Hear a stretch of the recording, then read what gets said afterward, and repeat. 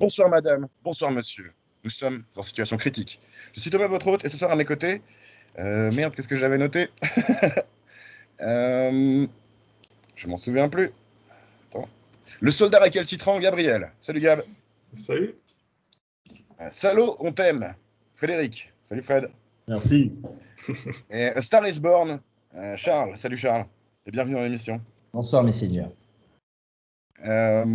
Donc, Situation critique, c'est la petite émission où on parle de films entre potes. Aujourd'hui, on n'a pas tiré un film de chapeau parce qu'on reçoit un invité, donc il a amené son propre film, pour son propre choix.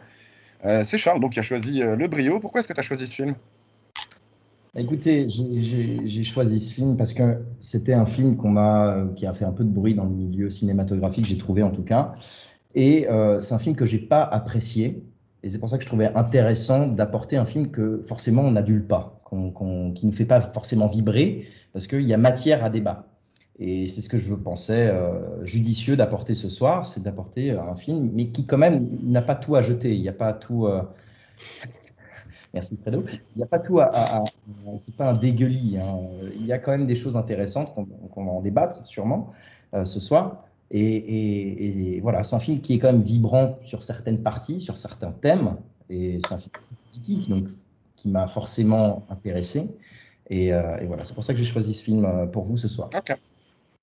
Eh ben, écoute, je pense que c'est un choix intéressant. On pourra en discuter comme tu le dis. Comme d'hab, les gars, je vais vous demander de dire ce que vous avez pensé de ce film en 2 mots. Peut-être commencer par Gab. Confrontation et parlotte. D'accord. Et toi, Fredo?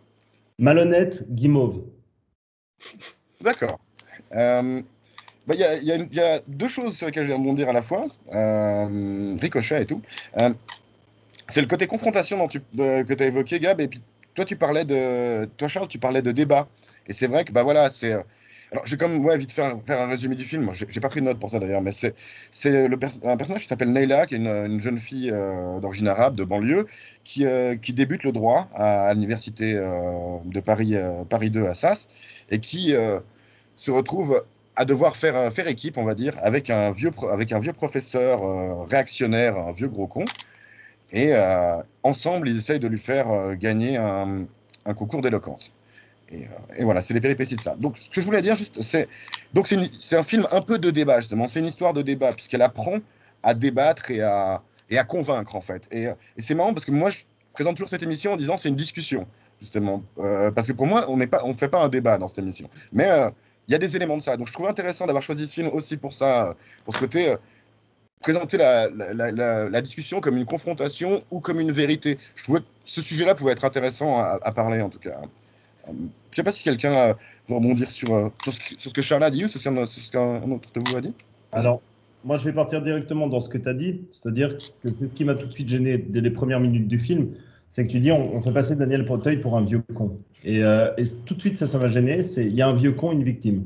Et pour moi, ce que dit Daniel Auteuil, évidemment, il le dit avec l'excès, tout est tourné dans le film de manière à ce qu'on le fasse passer pour un vieux con, mais au final, pour moi, est-ce qu'il n'a pas aussi une part de vérité dans ce qu'il dit?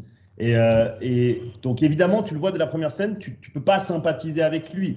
D'ailleurs, tout le personnage est fait de manière à ce que tu ne sympathises pas avec lui. C'est un vieil alcoolique, il engueule même la dame qui ramasse le caca, comme tu le montres sur la photo maintenant.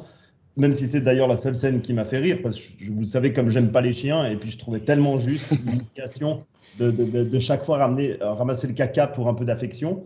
Et donc oui, moi tout de suite ce premier parti pris qu'il y a eu, c'est elle rentre, elle commence avec son métro. La première scène, elle arrive avec son métro, elle arrive en retard, la pauvre petite qui vient de banlieue, etc. Et puis tout de suite on lui tombe dessus, et puis tout de suite on lui envoie des vannes qui sont tellement grosses, qui sont tellement loin de la réalité, quitte à l'appeler même Fatima, la femme de ménage, n'importe quoi. On va tellement loin dans l'excès que déjà tout de suite j'avais la nausée.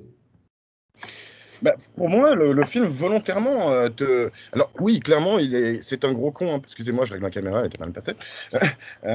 Oui, c'est un gros con un peu exagéré, hein, mais comme il le dit lui-même, c'est beaucoup de la provocation aussi, ce qu'il fait. Et il y a un côté où le film, choisit aussi de lui donner un peu raison. Quand il lui dit, justement, quand il lui parle qu'elle s'auto-victimise finalement, que son échec serait le sien et pas celui de la société qui la regarde de haut, tu vois, on va dire.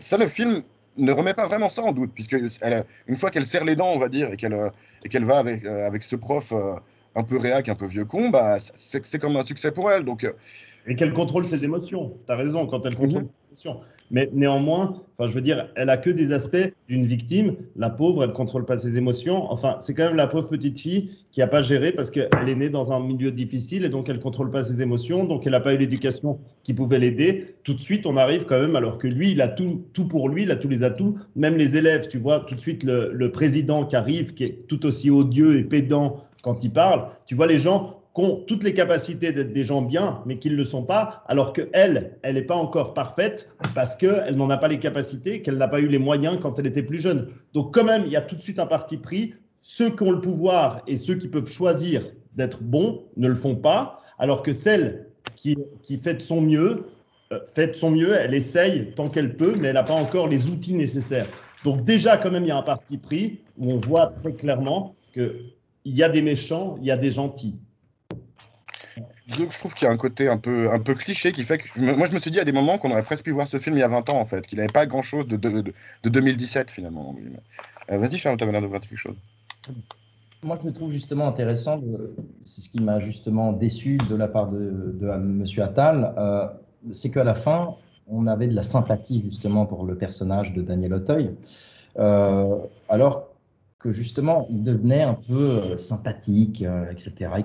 Il prenait le parti pris, justement, c'était une jeune fille de banlieue. Mais il est sympa à cause de la rédemption, parce qu'à la base, il n'est pas sympa. Ça veut dire qu'il change pour... Tu laisses parler, Fred. Ouais.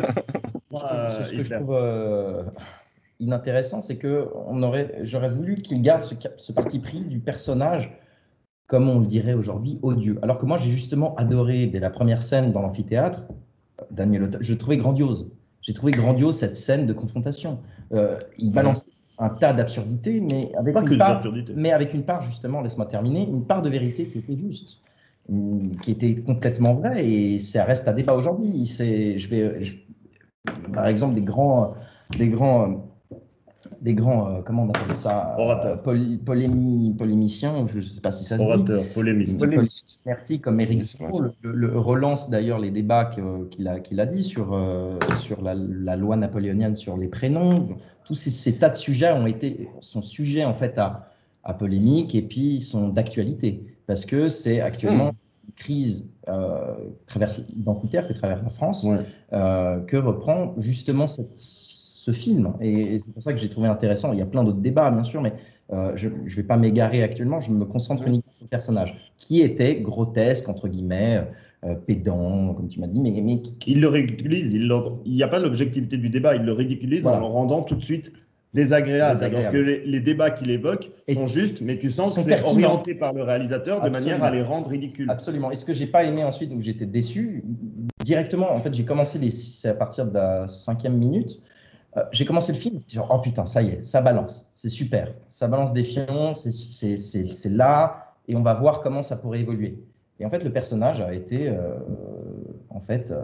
instrumentalisé et on va l'attendrir avec ces jeunes de banlieue qui comme il dit, des fois, quand on cherche à dire des choses avec des mots, avec un petit peu d'intelligence, on oublie d'aller à l'essentiel.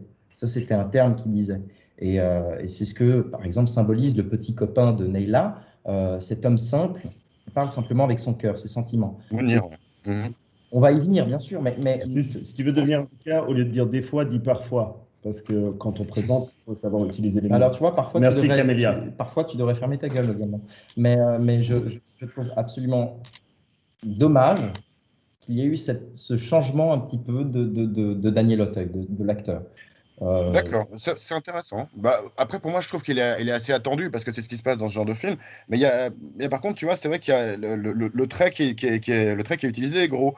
Il représente un peu, si vous voulez, si on voulait faire un débat, il représente un peu un homme de paille. Il représente un strawman un peu. Il représente quelque chose qui donne des arguments qui sont faciles à démonter. Mais parce que c'est pas les arguments, c'est pas lui qui choisit ses arguments, c'est comme vous le disiez, c'est Yvan Attal. Et du coup, oui, Arrête de souffler dans ton micro. On pourrait... Envoyer de la cendre. Voilà.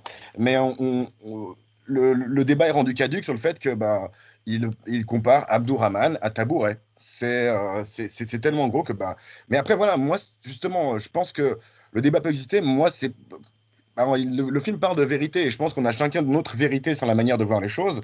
Et, enfin, il parle de vérité, il parle de plein de choses, mais il y a aussi Non, il parle surtout voilà, ce d'avoir côté. raison, pas de dire la vérité.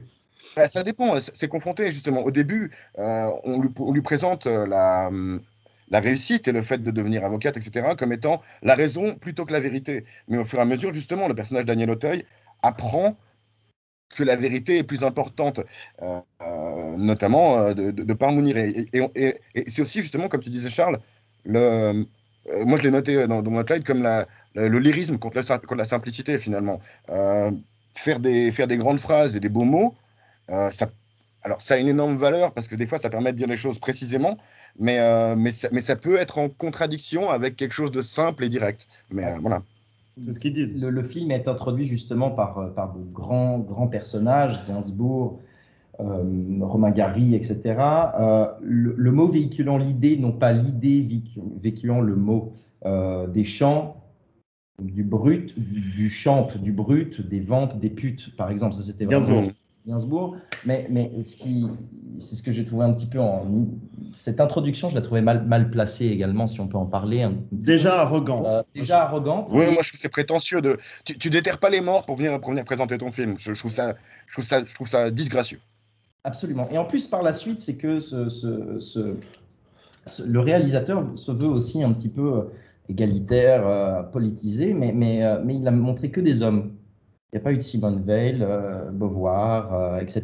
Il n'y en avait pas aucune. Il y avait personne. C'était que des hommes également. Donc là, j'ai trouvé un petit peu, le personnage principal qui va justement s'élever socialement, c'est une femme. Mais pas du tout dans ton introduction. C'est ce que j'ai trouvé aussi maladroit. Et juste pour revenir sur le sujet du début, sur Daniel Auteuil qui est représenté comme un patriarche horrible, odieux, diffamant, diffamatoire, etc. C'est aberrant parce que le fait est que le simple fait de mettre cet homme-là dans la disgrâce au début et qui va s'attendrir, ça ne représente absolument pas le débat, le fait d'avoir raison. Il avait dit un tas de vérités, mais la vérité, au final, comme il le disait au début, n'est pas importante. Et ça n'a pas été introduit dans le film. C'est ça. Je peux me permettre de rebondir une seconde sur ce que dit Charles. C'est tout à fait juste. C'est ce qu'a dit Gab très brièvement tout à l'heure, parce que Gab n'a pas encore pris trop la parole. Non, et je vais me taire ensuite. Voilà. Mais c'est vrai que c'est tout à fait juste. C'est qu'il y a d'abord avoir raison. Et avoir raison, c'est avoir tort, puisque ce qu'il dit en gros, c'est qu'il a raison parce qu'il l'argumente bien, mais c'est le tort moralement, ce qu'il dit est totalement faux, et qu'à la fin, il accède à la vérité, qui est la seule vérité, la vérité d'Ivan Attal, qui est la vérité bienveillante, gentille, très, très politiquement correcte. Et au final, c'est ça la morale de ce film, telle qu'elle est lancée. On commence avec avoir raison, parce qu'on l'argumente très bien, sur des sujets qui potentiellement pourraient être justes aussi, mais qu'on ridiculise tout de suite, pour ensuite accéder à la vérité, qui est la seule vérité, la vraie vérité du réalisateur, qui est la vérité, tout le monde peut faire mieux, on est tous ensemble, on s'entend bien, la guimauve. Je crois que la grande vérité justement du film, c'est, excuse-moi, je t'interromps, la grande vérité du film, c'est en tout cas que veut présenter le film, c'est l'amour, finalement, c'est s'aimer les uns les autres et tout ça. Donc c'est vrai que c'est un peu guimauve, comme tu le disais, c'est un peu... T'as pleuré Oui, mais c'est encore un film que j'ai regardé après le travail. Oui. Oh, il gagne 3 points déjà d'avance ce film parce qu'il a pleuré dessus. Ce qui est fantastique, c'est que dans ce film, c'est très hollywoodien comme scénario. Ça veut dire la beurette de cité, le professeur de droite, d'extrême droite odieux, et puis tous ces personnages ne se ressemblent pas, et puis ils vont être confrontés, ils vont devoir partager par des circonstances un bout de chemin de leur vie ensemble, ils vont commencer à trouver des atomes crochus ensemble, et puis il y a un happy end, il y a forcément un amoureux. Non, après, d'abord, il y a la trahison. La trahison. C'est très trahison après l'happy end. Et pour que le film, pour qu'il n'y ait vraiment aucun suspense, c'est que dès les premières minutes, on sache exactement ce que va donner le film. Gab, il parle peu pour l'instant, mais il dit que des choses très justes. C'est totalement ça. Il y a vraiment le côté niais. On sait déjà tout ce qui va arriver dans ce putain de film. Et merci Gab. Mais peut-être qu'on laisse la parole à Gab un peu. Absolument. Non, en tout cas, je voulais rebondir ce qu'a dit Charles au début, c'est par rapport au personnage de Daniel Auteuil qui est, en fait, qui est mal écrit, en fait, parce que enfin, j'aime pas comment il évolue, en fait. Comme tous les autres personnages du film, j'aime pas comment ils évoluent. Je trouve qu'il y a pas de...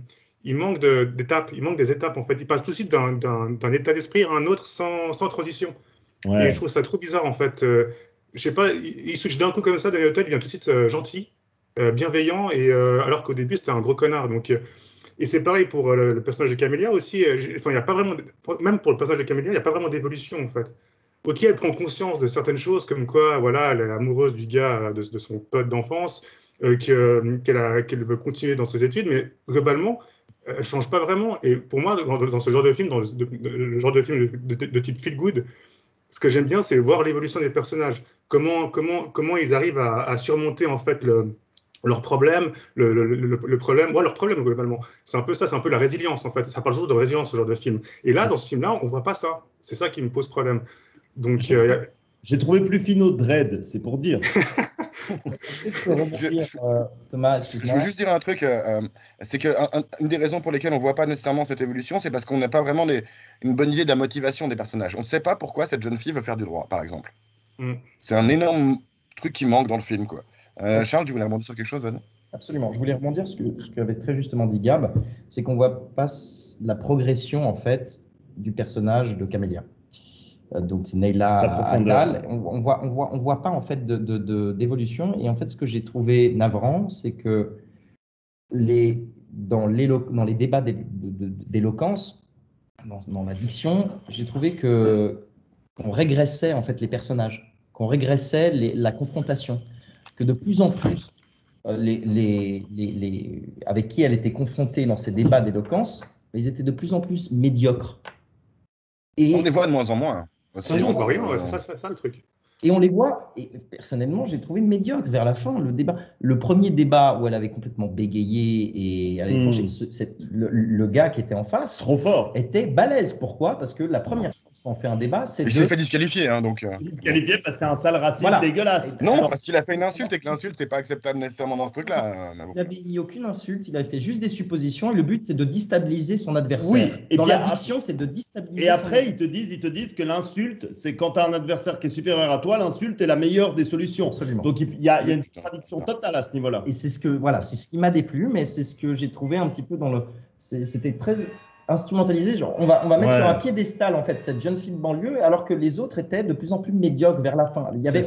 Pour ça, c'était mal réalisé. C'est ce que j'ai trouvé. Donc, il n'y avait pas vraiment d'évolution du personnage dans la diction, dans l'éloquence, dans le fait de bien s'exprimer. C'est ça, elle n'est pas excellente dans cet exercice-là, mais en un sens, je me demandais si c'était pas un peu volontaire, parce que si elle avait été excellente, elle n'aurait pas fait première année. Mais en même temps, si elle n'est pas excellente, est-ce qu'elle peut vraiment gagner un concours d'éloquence? Donc, mais juste, je voulais revenir sur ce que tu avais dit sur la structure du film qui était assez banale. Moi, elle m'a vraiment fait penser à un film de sport, en fait. La structure de ce film, j'ai noté comme ça, c'est un personnage d'underdog, donc des personnages qui sont dans des milieux où ils sont pas censés gagner, comme par exemple dans Rasta Rocket, avec un coach qui est aux marges de son métier, comme dans Shaolin Soccer. Ils doivent travailler ensemble pour leurs bénéfices personnels, comme dans l'enfer du dimanche. La relation, elle est compliquée par des différences de perspective entre un réac et un jeune, comme dans la rencontre de Forrester. Et malgré les obstacles, ça marche, mais juste avant la finale, la vie vient rattraper le sport, comme dans Rigot Game. Donc il y a vraiment un truc comme ça qui pour moi était je ne sais pas si c'est volontaire de la part d'Attal ou si c'était juste un peu fainéant, quoi. Et un des défauts, justement, c'est qu'elle n'a pas assez d'adversaires qui sont fun. Justement, dans un film de sport, tu veux voir des adversaires rigolos. Et il n'y a que ce personnage-là. Et lui aussi, un peu trop caricatural, tu vois. C'est vrai qu'un méchant, il doit être bien. Là, il n'y a pas de méchant. Et il faut y avoir des contradicteurs. C'est très juste ce que tu dis, Thomas. Ça manque de contradictions. Et résultat, un film qui manque de contradictions, parce que c'est un film qui t'empêche de penser, parce qu'un contradicteur te permet de penser. Je vais utiliser toujours mon méchant, que j'utilise toujours, le méchant du Patriote. Puis c'est un leitmotiv que j'ai. Et là, c'est vrai qu'il n'y a aucun contradicteur. Et je trouve ça extrêmement décevant, parce que quand tu n'as pas de contradicteur, ça devient moralisateur. Et c'est probablement ce qui m'a le plus gêné dans ce film, c'est le côté moralisateur à outrance. Ça va. Mais alors, ça va. Moi, je pourrais voir ça, mais si je savais ce qu'il essayait de dire, le film, je suis pas très clair de ce qu'il essayait de dire. Je suis pas sûr de ce qu'il essaie de nous apprendre, tu vois, au niveau moral. Justement, d'un point de vue moral, si tu me laisses la parole, bien sûr, Ah, t'as appris que Thomas était un dictateur, c'est bien. Non, mais je justement suis un avec lui. invité, je respecte Non, je respecte tout simplement. Pas comme certains. Écoute, pour moi, le but du film, parce que tu parles, il y a pas vrai, on ne sait pas ce qu'il y a pour but comme film. Le but du film, c'est très simple. Et c'est peut-être pour ça aussi que, d'une certaine manière, je l'ai trouvé beau. Hein. Il n'y a pas tout à jeter dans ce film. C'est, je prends quelqu'un de normalement constitué et, grâce à certaines fonctions, je vais en faire une bête.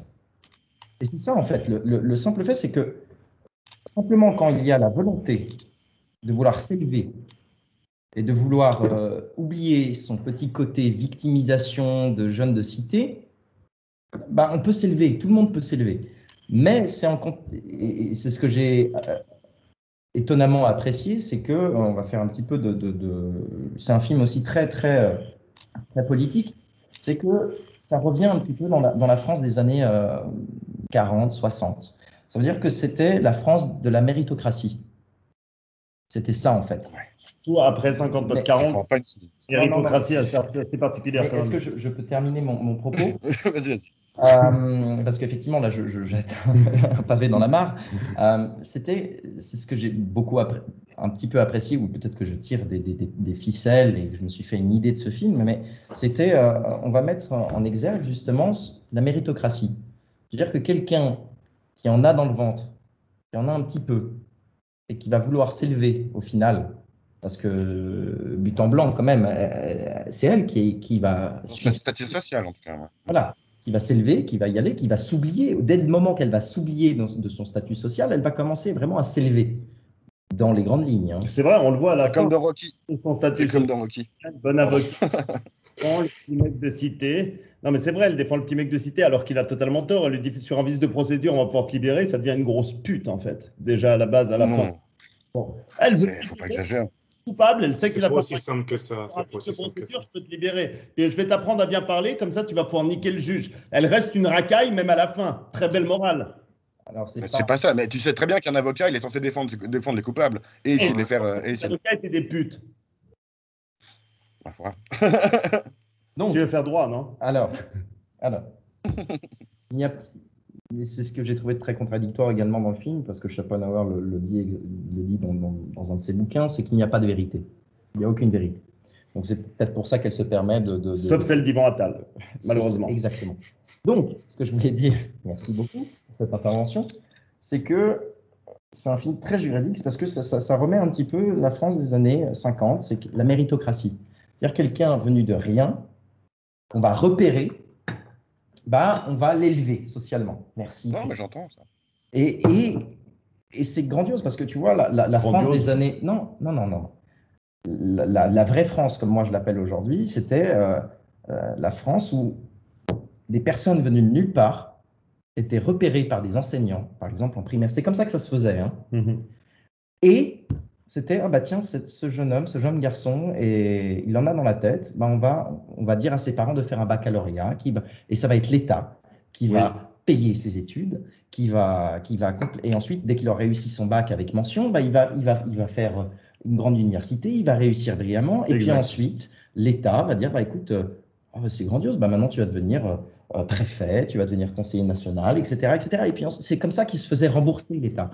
Mais, ce que je veux dire par là, c'est que c'était justement cet état de méritocratie. Ça veut dire qu'on ne disait pas que tout le monde était des êtres sublimes. Je crois qu'on a compris ça. Non, pas comme aujourd'hui où c'est l'État-providence. L'État en France, ça veut dire que tout le monde, c'est des génies.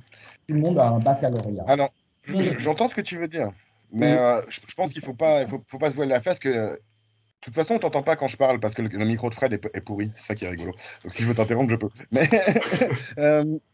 Mais donc, il y avait peut-être cette aspect de méritocratie, mais je pense qu'il ne faut pas se voiler la face qu'à l'époque, comme aujourd'hui, il y avait aussi des gros aspects de népotisme et des gros aspects de gens qui succédaient pas par le mérite. Mais je veux bien te croire que ce système était en place. À vrai dire, c'est un truc que je sais pas. Je connais pas bien mon histoire française de cette période-là. Non, il a raison. L'élément où il a raison, c'est qu'à partir des années après-guerre, il y a quand même eu un effort. Même avant, hein. Oui, même avant. Un petit peu. Oui, mais on est d'accord. Un Victor Hugo, un Marcel années... Pagnol, ça venait de rien. Un Marcel Pagnol, c'était un petit-fils de pays. Non, mais c'était un petit-fils de paysan de Provence. Et il s'est fait repérer par son instituteur. Et il est devenu le plus grand auteur contemporain moderne. Charles, c'était des écrivains, c'était pas des technocrates. Quand tu es écrivain, tu peux écrire un livre. C'est un exemple. Laisse-moi terminer. Un écrivain, il peut écrire quelque chose et après, il peut évoluer. Ce qui est très différent, c'est que là, on est dans un système de technocratie. C'est-à-dire qu'on est sur des gens qui sont diplômés. Pagnol, il n'avait pas besoin de diplôme pour écrire ses bouquins. C'est ça la nuance qui est importante. Donc, c'est pour ça que je dis, et là, je vais te rejoindre, sur les années 60, 70, on a travaillé énormément, et je pense que c'était les années les plus propices à la méritocratie. Et ce que tu dis est totalement juste. Et c'est vrai qu'on oublie ce côté-là, alors qu'on est quand même extrêmement chanceux en France d'avoir un État dans lequel tout le monde a à peu près les mêmes chances, même si les médias disent que bah oui, c'est plus difficile de faire en banlieue, que tu as moins de... Mais au final, la vérité, c'est que si tu as un bon diplôme au bac et que tu réussis très bien ton bac, d'ailleurs, en cité, tu es moins bien noté que dans les quartiers bourgeois, donc tu as plus...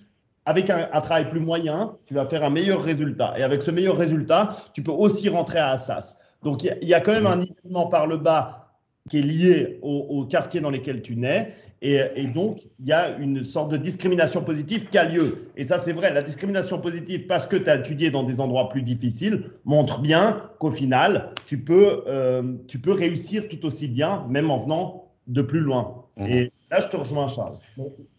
C'est un petit peu aussi, comme tu m'as dit, le nivellement par le bas. En fait, c'est le mal de la France. Aujourd'hui. Hein. Alors, commençons pas à aller sur des trucs aussi... De 1, on va se faire cancel. De 2, ça va prendre 2 heures si on part sur des débats politiques. C'était l'élite. À l'époque, la France, c'était l'élite. Bien sûr, ça parlait français dans Napoléon, c'était quoi? C'était la culture de l'élite. Arrêtez. Non, ça suffit les réacs. Ça suffit les réacs. Ça suffit. Et non, il n'y a pas de censure ici. Et donc là, Thomas, je m'insurge, je fais le marouf. C'est relou, mais vas-y. Bah pardon, si c'est relou, bah alors tu me couperas au montage.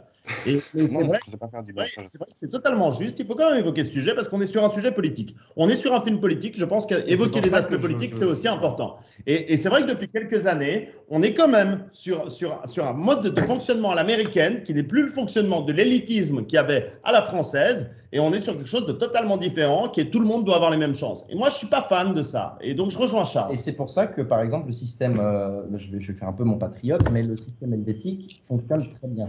Du fait est que aujourd'hui, il y a seulement 15% de la population suisse qui possède la maturité fédérale ou cantonale, mais on ne va pas commencer à dénigrer les gens qui ont fait des apprentissages. Non, absolument pas. J'ai un tas de copains qui ont fait des apprentissages, j'en ai absolument rien à secouer parce qu'aujourd'hui, ils sont épanouis dans ce qu'ils font. Et c'est justement pas... C'est mieux valorisant qu'en France, oui, l'apprentissage, c'est sûr. Ouais, absolument. Mais ce qui me gêne aujourd'hui, c'est que... Bon, Thomas va nous vraiment faire une crise. Il va nous faire une crise. Mais voilà, mais on digresse. Je trouve. Pour utiliser des mots juridiques. Dans le sujet de ce film, c'est qu'il y a quand même une part de la vieille France. C'était pas si dégueu parce que. Ça, je suis d'accord avec toi. Dans le message du film lui-même, oui. En fait, moi, là où je vous interromps, c'est pas que je veux faire la censure, Frédéric, c'est juste le côté. On est là pour discuter d'un film. Pas nécessairement pour débattre si son message est juste ou pas, mais par contre, tout à fait développer sur le message, sur ce qu'essaie de dire le film, ça, on peut en discuter, c'est clair. Le film est trop politique pour qu'on ne débatte pas sur son message. Ouais, bah je suis pas très au clair sur son message et je suis pas sûr que c'était. Mais c'est vrai que je suis d'accord qu'il y a ce côté où justement, où il veut mettre en valeur le fait que. Mais pour moi, justement, c'est un peu comme un film de sport, justement, à ce niveau-là. C'est que tu pars de rien, tu t'entraînes, tu fais des efforts, voilà. Tu dédies ta vie à ton truc et tu peux y arriver. Ça, c'est clair que c'est une partie de la vision du film. Et en effet, il veut mettre en valeur que c'est une valeur française. Par exemple, tu as la fin où Mounir amène Leila pour qu'elle aille sauver, entre guillemets, la carrière de Pierre. À la fin, elle l'embrasse dans sa voiture, tu as la caméra qui tourne, et tu as un reflet du drapeau français sur la voiture, pour montrer que c'est une histoire très française. En tout cas, c'est la vision, je pense, que Attal voulait avoir de ce truc-là, quoi. Grossière, comme d'habitude. Bah voilà, le problème, c'est que c'est grossier, et que malheureusement, peut-être qu'on va plus loin dans le débat, ce que n'a pas été capable de faire Attal. Je sais pas, pour moi il est simple, voire presque simpliste, mais du coup ça fait qu'il est serré. Il manque certaines choses, au niveau du développement de nos personnages, justement au niveau de leur... Ils sont pas très épais comme personnages, c'est ça qui manque un peu. C'est pas vraiment... c'est un peu des caricatures, c'est un peu ce qu'on pourrait appeler des personnages en carton. Tu vois, c'est des personnages fonction qui sont là pour servir à faire avancer un message que je suis pas nécessairement sûr de ce qu'il est. Donc voilà, je trouve un peu des défauts comme ça. C'est ce qu'a dit Gab au début, c'est que c'est le stéréotype du film français classique avec la trahison, etc. On a le vieux méchant patriarcal blanc, la gentille femme arabe jeune, et ensuite il se lie d'amitié avec cette pauvre femme. Les deux trouvent qu'ils ont chacun des points communs. Oh, qu'est-ce que c'est mignon, qu'est-ce que c'est guimauve. Ensuite, il y a la trahison, où elle réalise qu'en fait, lui, il a fait ça juste pour son propre intérêt personnel. Et à la fin, il y a la réconciliation. Qu'est-ce que c'est beau, qu'est-ce que c'est émouvant. C'est vous que tu as tiré ta larme, d'ailleurs? À la base, c'est quand elle a commencé à parler de Mounir, en fait, quand ils étaient au resto. Parce que je trouve, en fait, on peut dira ce qu'on veut, mais je trouve que Camilla Jordanin joue assez bien elle a l'air sincère, en fait. Je trouve elle est charmante et qu'elle a l'air sincère. Et du coup, je pense que ce qui aide vachement, en fait, pour moi, c'est quand c'est son rire. Elle rit à pleine gorge, en fait. Elle est pas embourgeoisée, cette fille. Elle est simple et du coup, elle rend assez bien là-dessus, tu vois. Elle fait sincère grâce à ça. Oui, c'est un peu sa béquille à des moments. Elle a l'air très sincère là-dedans. Attends, j'aimerais. Ouais, Gabriel, qu'est-ce que tu as dit? Non, je trouve qu'elle rit un peu trop durant tout le film, quoi. Constamment, elle est toujours en train de rire un peu pour rien, un peu bêtement, quoi. Donc, c'était un peu agaçant au bout d'un moment. Ouais, moi, j'ai pas trouvé ça charmant du tout. J'ai trouvé ça agaçant. Ouais, au bout d'un moment. Après, c'est vrai que je voulais revenir sur ce que Thomas disait avant, c'est que tout le film manque d'épaisseur à tout niveau. Tant au niveau de l'histoire, au niveau des personnages, au niveau du scénar, au niveau... Ouais, c'est ça, du message. Donc, c'est vrai que c'est un peu ça, un peu la grosse critique que je pourrais faire au film, c'est vraiment qu'il manque beaucoup de choses, en fait, pour que vraiment que ce soit intéressant, puis que le film soit complet. Donc, Il est pas mal. je sais pas. Moi, je vais dire un truc qui va peut-être pas vous plaire, justement. Je suis un peu dans le sens inverse de la façon de voir, parce que je suis un Charles Gaucho. Mais donc, du coup, le côté. Moi, ça me gêne un peu le côté très bourgeois. Je trouve ce film très bourgeois, en fait. Le droit est un but et la réussite. La réussite sociale est vraiment présentée comme objectivement bonne. Et en fait, moi, il y a vraiment un petit côté dans ce film, je l'ai résumé comme ça, c'est même ces sympathiques arabes peuvent aspirer au barreau et à la politique, en fait. Il y avait un petit peu côté comme ça. Alors que le barreau et la politique, pas nécessairement un but pour tout le monde, on peut pas nécessairement voir ça comme étant... C'est ça qui est bizarre, c'est que c'est un film de gauche et de droite en même temps. C'est un film peut-être macronien, j'en sais rien. Mais... Parisien, en fait, parisien. La réussite sociale, c'est totalement juste. C'est le seul aspect de réussite est la réussite sociale. Ce qui montre, c'est totalement fatal. C'est un petit bourgeois prétentieux qui a réussi parce qu'il a été bien entouré. Et c'est ce qu'il défend. Oui, évidemment, la réussite sociale, c'est ce qu'on peut. Mais par contre, comme je suis compréhensible, je vais montrer que la seule vérité, c'est la réussite sociale et puis que n'importe qui peut réussir aussi bien que moi. Justement, c'est un message qui, pour moi, devrait... Je ne suis pas aussi pédant que toi. Justement, c'est un message pour moi qui revient et qui est important. Quelqu'un de normalement constitué, et c'est un petit peu la base du film, tu me dis, voilà, je ne trouve pas de but à ce film, c'est simplement la volonté. Si tu as la volonté et la volonté de vouloir réussir, c'est le cas, parce que la France peut t'offrir un tas de possibilités pour le faire. Alors ça, c'est vrai. Et c'est simple, mais aujourd'hui, on n'arrête pas de dénigrer la France, bande de connards, l'élitisme, mon cul. Non, comme fait Camélia avec tous les étudiants qui sont en droit, qui sont là, parce qu'elle a peur. On voit l'étudiant français de type qui a un sale Guillaume, qui va lui dire à quel point c'est pas bien, qui va trahir pour le professeur, elle le traite de Brice Hortefeux. Oh, qu'est-ce que c'est drôle. Ah oui, c'est vrai que là, quand c'est Brice Hortefeux, et puis quand on dit que tu as une tête de bidet, et puis non, je suis pas d'accord. Là, on rigole. Là, c'est plus du tout. Mais justement, là, c'est non, plus je suis du pas d'accord. Quand on s'attaque au petit blanc, là, c'est très rigolo. Non, justement. Non, c'est faux, tu te trompes. Parce que quand elle fait cette blague sur Brice Hortefeux, même elle la trouve nulle, sa blague. Elle dit, elle était nulle. Par contre, elle dit après, elle va dans le métro, puis elle dit, j'aurais dû répondre, t'es blanc comme un bidet. Et là, ils mettent une musique cool, parce que là, elle aurait été censée être cool. Alors qu'être blanc comme un bidet, c'est parce qu'on met ton cul dessus, je trouve raciste et nul. Oui, je suis assez d'accord. Mais c'est pas nécessairement. Attends, juste, je voulais encore dire un truc par rapport à Guillaume, c'est que non, justement, je trouve que tu t'attends à ce que ce soit un bâtard, etc. Et finalement, ça n'est pas. Je trouve qu'au début, il fait très requin. Tu vois, on voit son sourire carnassier qu'il fait, même dans les moments positifs, il a un côté très pas sympathique. Et en fait, finalement, il l'aide plus qu'autre chose dans ce film. Il est plutôt sympathique avec. Ils le font passer pour le petit traître, fils de pute, la petite fouine. Ils le font passer pour celui qui révèle la trahison, un petit peu la petite balance. Et d'ailleurs, il joue juste le rôle du mec pas sympathique, un petit peu lâche, un petit peu genre. Non, je suis pas trop d'accord. Dans le racisme, on parle du racisme positif. Et il joue exactement, genre, t'aurais dû porter plainte contre elle. C'est beaucoup maintenant dans l'antiracisme qu'il y a aujourd'hui, c'est que même quand tu soutiens quelqu'un d'une autre race, on va te dire, ah bah non, en fait, c'est du racisme positif. Et moi, je l'ai vu sous cet angle-là. Et il est totalement le mec qui joue la carte du racisme positif. C'est-à-dire, ouais, en fait, moi, je ne suis pas du tout concerné par ce que tu as. Mais par contre, je pense que tu devrais porter plainte. Puis d'ailleurs, j'ai oublié de te dire, je suis une vieille pute. Donc, je te dis, en fait, ton prof que tu crois qui est cool, il t'a trahi. Donc, non, il joue sombre pute, faussement gentil. Et c'est détourné. Vous ne l'avez pas perçu sous cette manière. Moi, je l'ai vu là-dedans. Il ne nous est absolument pas sympathique, ce personnage. Et c'est voulu par le réalisateur. C'est le racisme positif. Qui est un mot, déjà, c'est une antinomie totale, racisme positif. C'est-à-dire que même si tu es blanc. C'est la première fois que je l'entends, j'avoue. Donc, tu soutiens quelqu'un qui n'est pas blanc, ça veut dire que forcément, ça ne peut pas te concerner, puisque tu ne peux pas être concerné par ce genre de problème. Et donc, forcément, on va t'accuser de racisme positif. Je trouve ça très malsain, moi, au contraire. Moi, j'ai pas été aussi Pour moi, ce rôle-là, il avait juste une fonction, en fait, pour dire que Nella avait une relation avec les étudiants de Paris 2 à SAS.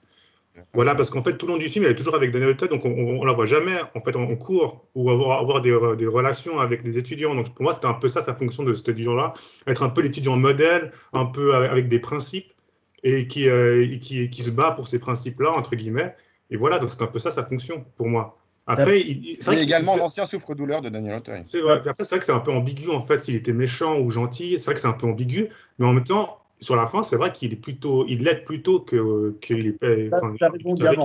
Ce talent a coupé la poire en deux. Et je pense qu'en fait, il y a ce que j'ai dit est peut-être un peu extrême. Je pense qu'il y a une part de vérité dans ce que je dis, mais ton optique est plutôt plus juste que la mienne. Il y a une part de vérité, mais qui est également très, très bien relevée par Gabriel.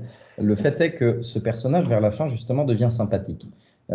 Parce que même au milieu du film, quand il vient à la cantine demander comment elle se porte, directement, il se fait agresser.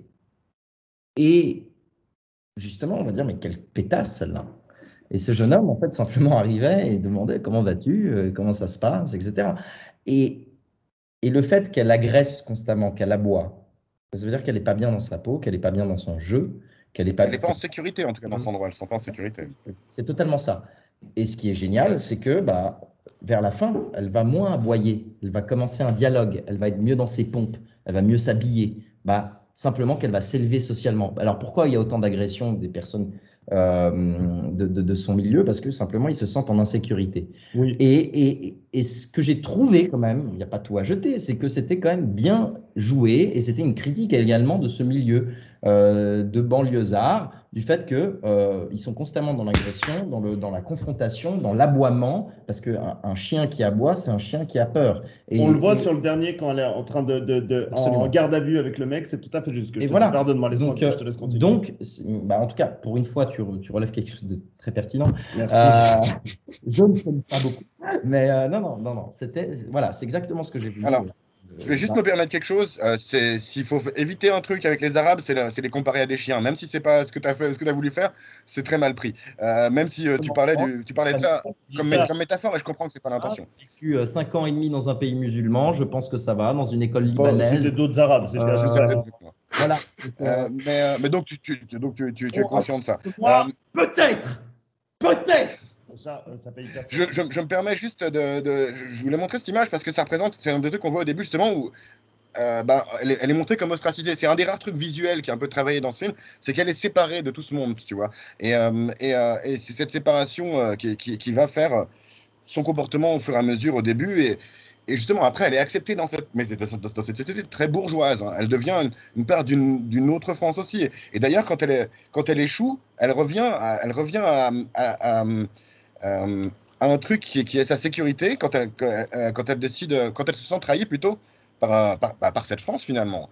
C'est un peu ça qui représente. Elle revient à sa sécurité, elle revient à sa banlieue. Tu vois, dans cette image, tu as tout le côté gauche qui est bouché qui est devant elle, son avenir. Tu as la banlieue comme confort, et elle est en train de manger ses petits nachos dégueulasses qu'elle fait quand elle est pas bien, tu vois. Ça, j'ai trouvé que c'était un peu touchant aussi, que ça sentait un peu le vécu, tu vois, quand même, par rapport à beaucoup d'autres choses, quoi.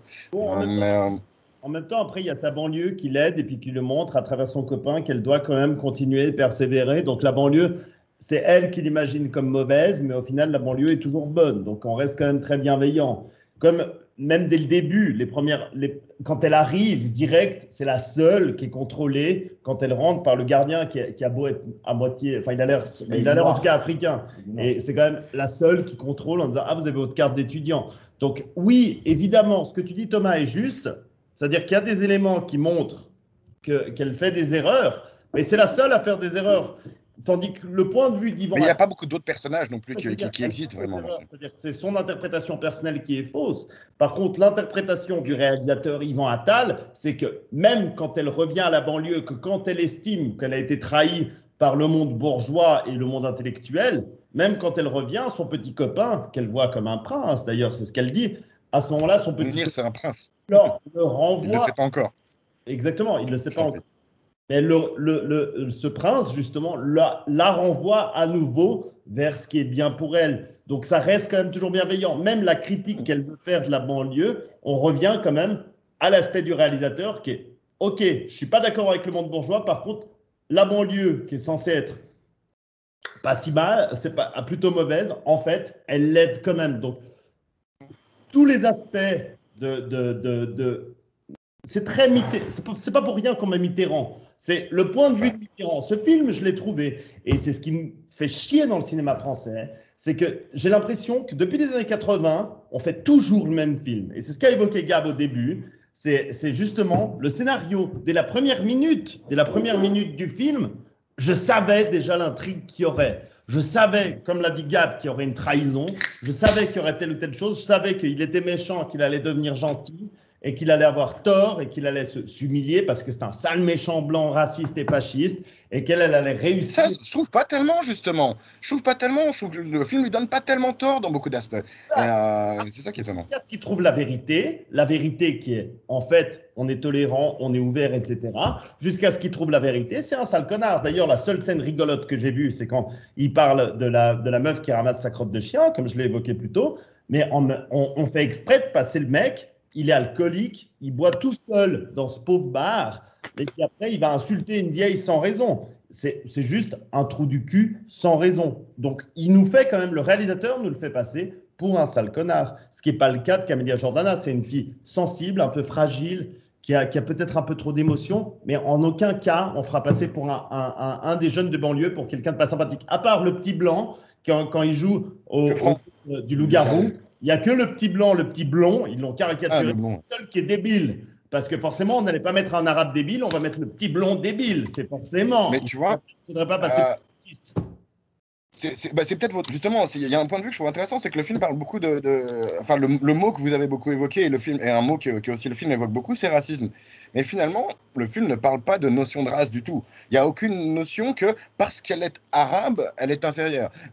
Mais par contre, on peut voir que parce qu'elle a une culture différente, elle est en confrontation avec la culture dominante, parce qu'elle est d'une génération différente de celle de Daniel Auteuil. Il y a aussi une confrontation, la génération ancienne qui est au pouvoir, mais qui peut aussi, avec les années, ça arrive aussi, on s'aigrit. Et en vrai, on devient souvent plus des vieux cons. Alors quand on est jeune, on est naïf, donc notre connerie, on la pardonne. Tu vois, donc il y a un peu ce côté-là. Et je trouve que c'est peut-être justement très mitterrandien, ou c'est peut-être très ce qu'on appelle du colorblind, tu vois, ce qui faisait un peu l'antiracisme d'une époque, dans le sens où c'est pas une question de tu vois, que Franck et les petits blancs de cité, ils auraient eu la même expérience que elle, tu vois. C'est pas vraiment parce qu'elle est arabe, la question. Vas-y, je t'en prie. Je ne veux pas prendre la parole trop longtemps parce que je l'apprends beaucoup sur ce sujet qui est polémique pour moi. Mais tu as parfaitement raison, Thomas, et c'est totalement juste ce que tu évoques là. La question de race n'est absolument pas utilisée, peu importe la race. Mais c'est la question de culture, et c'est cet esprit de cancel culture, c'est-à-dire que la culture, celle de Rabelais, celle de toutes ces choses, etc., elle est quand même considérée comme extrêmement méprisante et méprisable aussi d'une certaine manière, alors qu'en fait, c'est mon impression, après chacun a une impression différente, alors qu'en fait, la culture de l'ouverture, la culture mitterrandienne, de chacun apporte ses éléments, est beaucoup plus adaptée. En gros, chacun fait une sorte de gloubi-boulga de ce qu'il amène. C'est très France de Mitterrand, c'est-à-dire nous arrivons avec notre culture et notre culture va nous permettre d'apporter plus à la culture dominante. Je suis pas d'accord. Qui est déjà pas d'accord parce que un peu méprisante. Ce qui l'a fait progresser, elle, c'est justement Rabelais, c'est Schopenhauer, c'est Shakespeare, c'est la culture européenne. Lui n'apprend rien de elle, à part à être aimant, mais parce que c'est gneu et c'est du racisme gentil qui fait Yvan Attal un peu là, un petit peu un côté racisme, peut-être pas le bon terme, mais il y a un petit peu un côté genre oh regardez, pour moi il y a un petit peu un côté bon sauvage en fait dans la manière dont tu la présentes. Et ça je trouve ça un peu gênant dans le sens où en fait elle a rien à apporter culturellement. Culturellement, elle lui apporte rien à ce mec. Tout ce qu'elle lui apporte, c'est d'être une jeune naïve et l'amour, etc. C'est très bizarre, quoi. Mais c'est pas très jeune en soi. Non, je trouve qu'au contraire, la culture européenne et française est plutôt mise en valeur dans ce film. Ok. Non, absolument. Peut-être. Et si je peux revenir là-dessus, c'était le. Non, mais je change d'avis avec les imbéciles. Non, mais c'est très bien. Mais le fait est que, tout simplement, quand elle apprend, elle critiquait d'abord, elle disait vieux con, etc. Bah à la fin, elle s'est pris d'amour à ce type qui l'a trahi et ensuite elle est revenue vers lui. Elle l'a sauvé. Donc, ce qui est très justement dit aussi, c'est que il n'y a absolument pas de mise en avant d'une autre culture. C'est simplement que, et c'est pour ça que je suis venu un petit peu maladroitement, ou je ne sais pas si c'était justifiable, sur le fait de la vieille France. Tu es un jeune, tu as le droit. Il a le droit d'avoir encore de l'espoir. Je vous emmerde, mais non, c'est compliment. Non, mais je taquine. Mais non, le simple fait que c'est simplement de la vieille France qui, au final, veut instruire le temps des pupilles de la nation. Je ne sais pas si ça vous parle. Ouais, Ou simplement, vraiment, on investissait tout ce potentiel sur les jeunes qui avaient de l'esprit et du talent.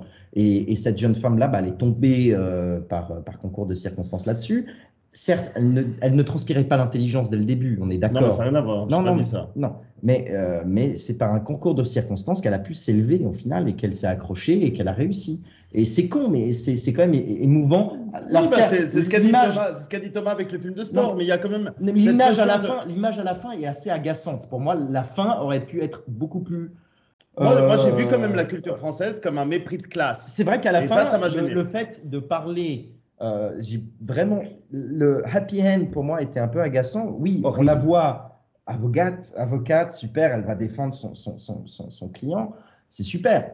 Mais le fait non, mais elle va le défendre sur un vice de forme. Ça veut dire il est coupable, ce petit arabe. Il est coupable. Ça, on en a déjà parlé, Fred.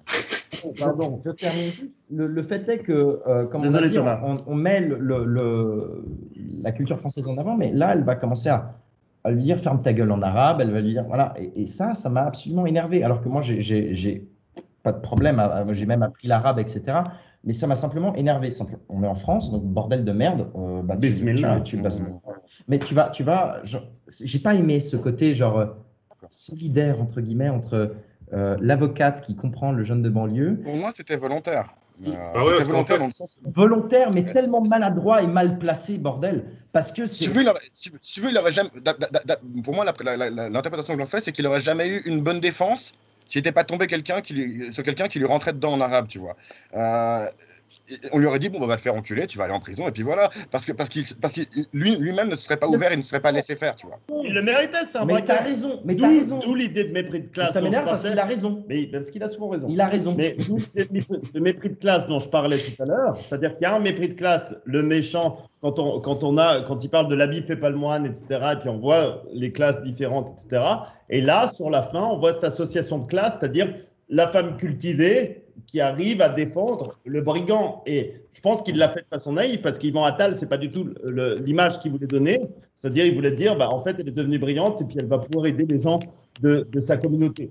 Alors que moi, j'avoue que le fait que ce soit un coupable sur un vice de forme, c'est vrai que c'est un peu chaud. J'avoue que j'avais pas réagi à ça. Voilà, il y a cette association de classe. Ah, putain, Starfoula, t'es mon frère, et ben je te défends alors que t'es un trou du cul. Et ça, moi, j'aime pas trop comme morale. Ah, je pense qu'elle était plus symbolique que ça, cette scène. En fait, elle redit en fait ce qu'a dit Daniel Auteuil au début du film, quand ils sont, une des premières fois qu'ils sont vus, il dit redresse-toi, enlève les mains de tes poches, parle bien. En fait, c'est juste c'est vrai que c'est maladroit, mais il reprend en fait cette scène-là qu'il y avait au début, quoi. C'est juste pour dire qu'en fait, elle est devenue aussi intelligente que Daniel Auteuil, quoi. Il a raison. Laisse-le parler. Mais sauf que lui, c'est pas un étudiant en droit, c'est pas une étudiante en droit. Bien sûr, non, c'est vrai que c'est maladroit. C'est vrai que le contexte est très maladroit, c'est vrai. Qui a braqué, et on sait qu'il a braqué, et elle le défend même pas en disant peut-être qu'il a pas braqué. Elle va utiliser les méthodes qui lui ont été données par justement la justice pour l'utiliser contre la justice. C'est très malsain comme idée. C'est-à-dire, c'est-à-dire qu'elle vient en tant qu'étudiante de cité. Elle devient quelqu'un de brillant parce que c'est ce qu'elle mérite. C'est une fille travailleuse, c'est une fille qui travaille. Et comment elle utilise toutes ses compétences et tout ce qu'elle a appris pour défendre et puis pour libérer un trou de cul qui a braqué une banque en le disant, bah voilà, tiens-toi bien, etc. J'utilise toutes les bonnes méthodes en jouant sur un vice de forme, alors qu'en fait, t'es un trou de balle fini. Moi, je trouve on ça. On sait pas. On voit très peu de C'est le rôle d'un avocat. C'est la difficulté de montrer le droit et le passage du barreau comme une réussite, puisque le rôle d'un avocat va être aussi de défendre les coupables. Donc, au moins, il ment pas là-dessus. Vas-y, Charles. Pour une fois, je partage l'avis de Attal, c'est qu'il l'a très justement dit, c'est ce qui te rend complètement. Moi, j'aime la justice. Ah bah, justement, le droit n'est pas la justice. Ah bah ça, on est d'accord. Donc le droit n'est pas la justice et il l'a absolument démontré sur la dernière scène. Je pense qu'il l'a pas voulu, il est trop naïf. Bon, il l'a pas voulu, mais maintenant, moi qui suis un jeune pédant qui inspire à des études de droit, je le sais, et le droit n'est pas la justice. Elle l'a absolument compris, et c'est pour ça qu'elle sera une bonne avocate, une grande avocate. Donc, alors dans ce cas, il y a une dissonance. Il y a une dissonance, parce qu'au début, on est... La vérité ne compte pas. Ils évoquent que la vérité ne compte pas, et puis au final, on découvre que la vérité compte. Et après, on réalise qu'en fait, la vérité compte pas. Je pense pas qu'Attal ait fait exprès de montrer que la vérité comptait pas. Il a juste été naïf. T'as un très bon contre-argument. Oui, tu as parfaitement raison. Mais alors, ferme la gueule 2 secondes. Mais non. Et donc, non, en effet, ce qui est problématique sur la fin, c'est que malgré lui, dans sa maladresse et puis sa stupidité d'Yvan Attal, il nous montre qu'en fait, son film est tellement mal ficelé que juste parce qu'il se marche sur les lacets. Voilà, il marche sur les lacets. C'est très joliment dit. Voilà. Complètement beaucoup d'antithèses qui sont. Faut quand même qu'on laisse parler Gab un peu. Oui, on va faire. Je sais pas si tu as quelque chose à dire, moi sinon j'avais des trucs comme ça, j'en profite. Vous parliez un peu du point de vue d'Yvan Attal. Moi, il y a une chose qui m'a frappé, c'est que je me demandais pour qui était fait ce film en fait. Parce que dans mon Attal, justement, j'ai dit que c'est un film pour étudiants en droit. Après, j'ai presque regretté d'avoir mis ça. Mais parce qu'en fait, moi, je me disais ça, c'est que c'est la seule manière d'apprécier certaines choses de ce film, c'est de se dire ah ouais, c'est trop cool la réussite par le droit. Mais il y a aussi le côté où il est fait pour qui? Est-ce qu'il est fait pour inspirer les banlieusards à devenir avocats?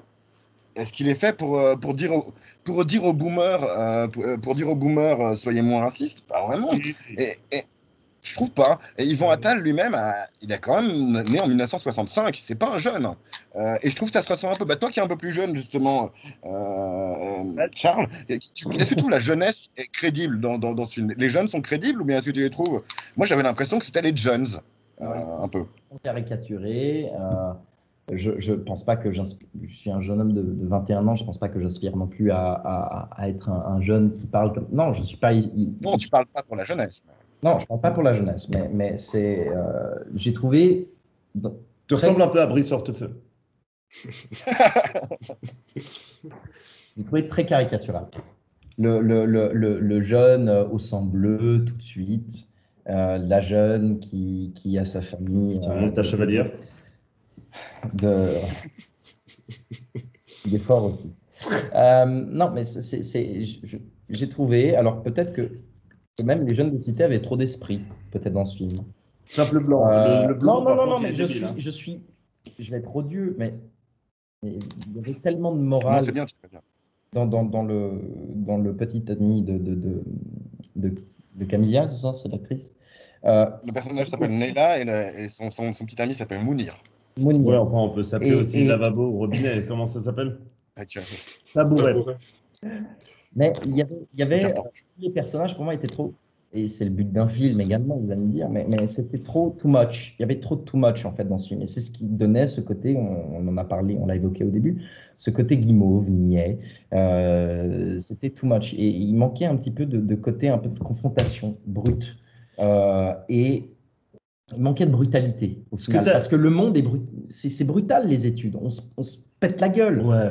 Et là, le fait, c'est vraiment un conte de fées à la noix. Et c'était, voilà, le C'est un jeune. feel good movie, comme disait Gab. Absolument. Ouais, mais good movie, ça peut être good movie, mais en ayant des trucs un peu trash. Là, même les Roms qui sont dans le métro, tout d'un coup, ils arrivent à se taire et puis à accompagner l'orateur, etc. On sait très bien comment c'est un Rom. Vous avez déjà été, Roms en plus. vous avez déjà été en train d'entendre un Rom qui fait de sa musique. Tu peux dire ce que tu veux, il va continuer son accordéon de merde et puis ça va nous pourrir la gueule. Donc moi, j'aime pas.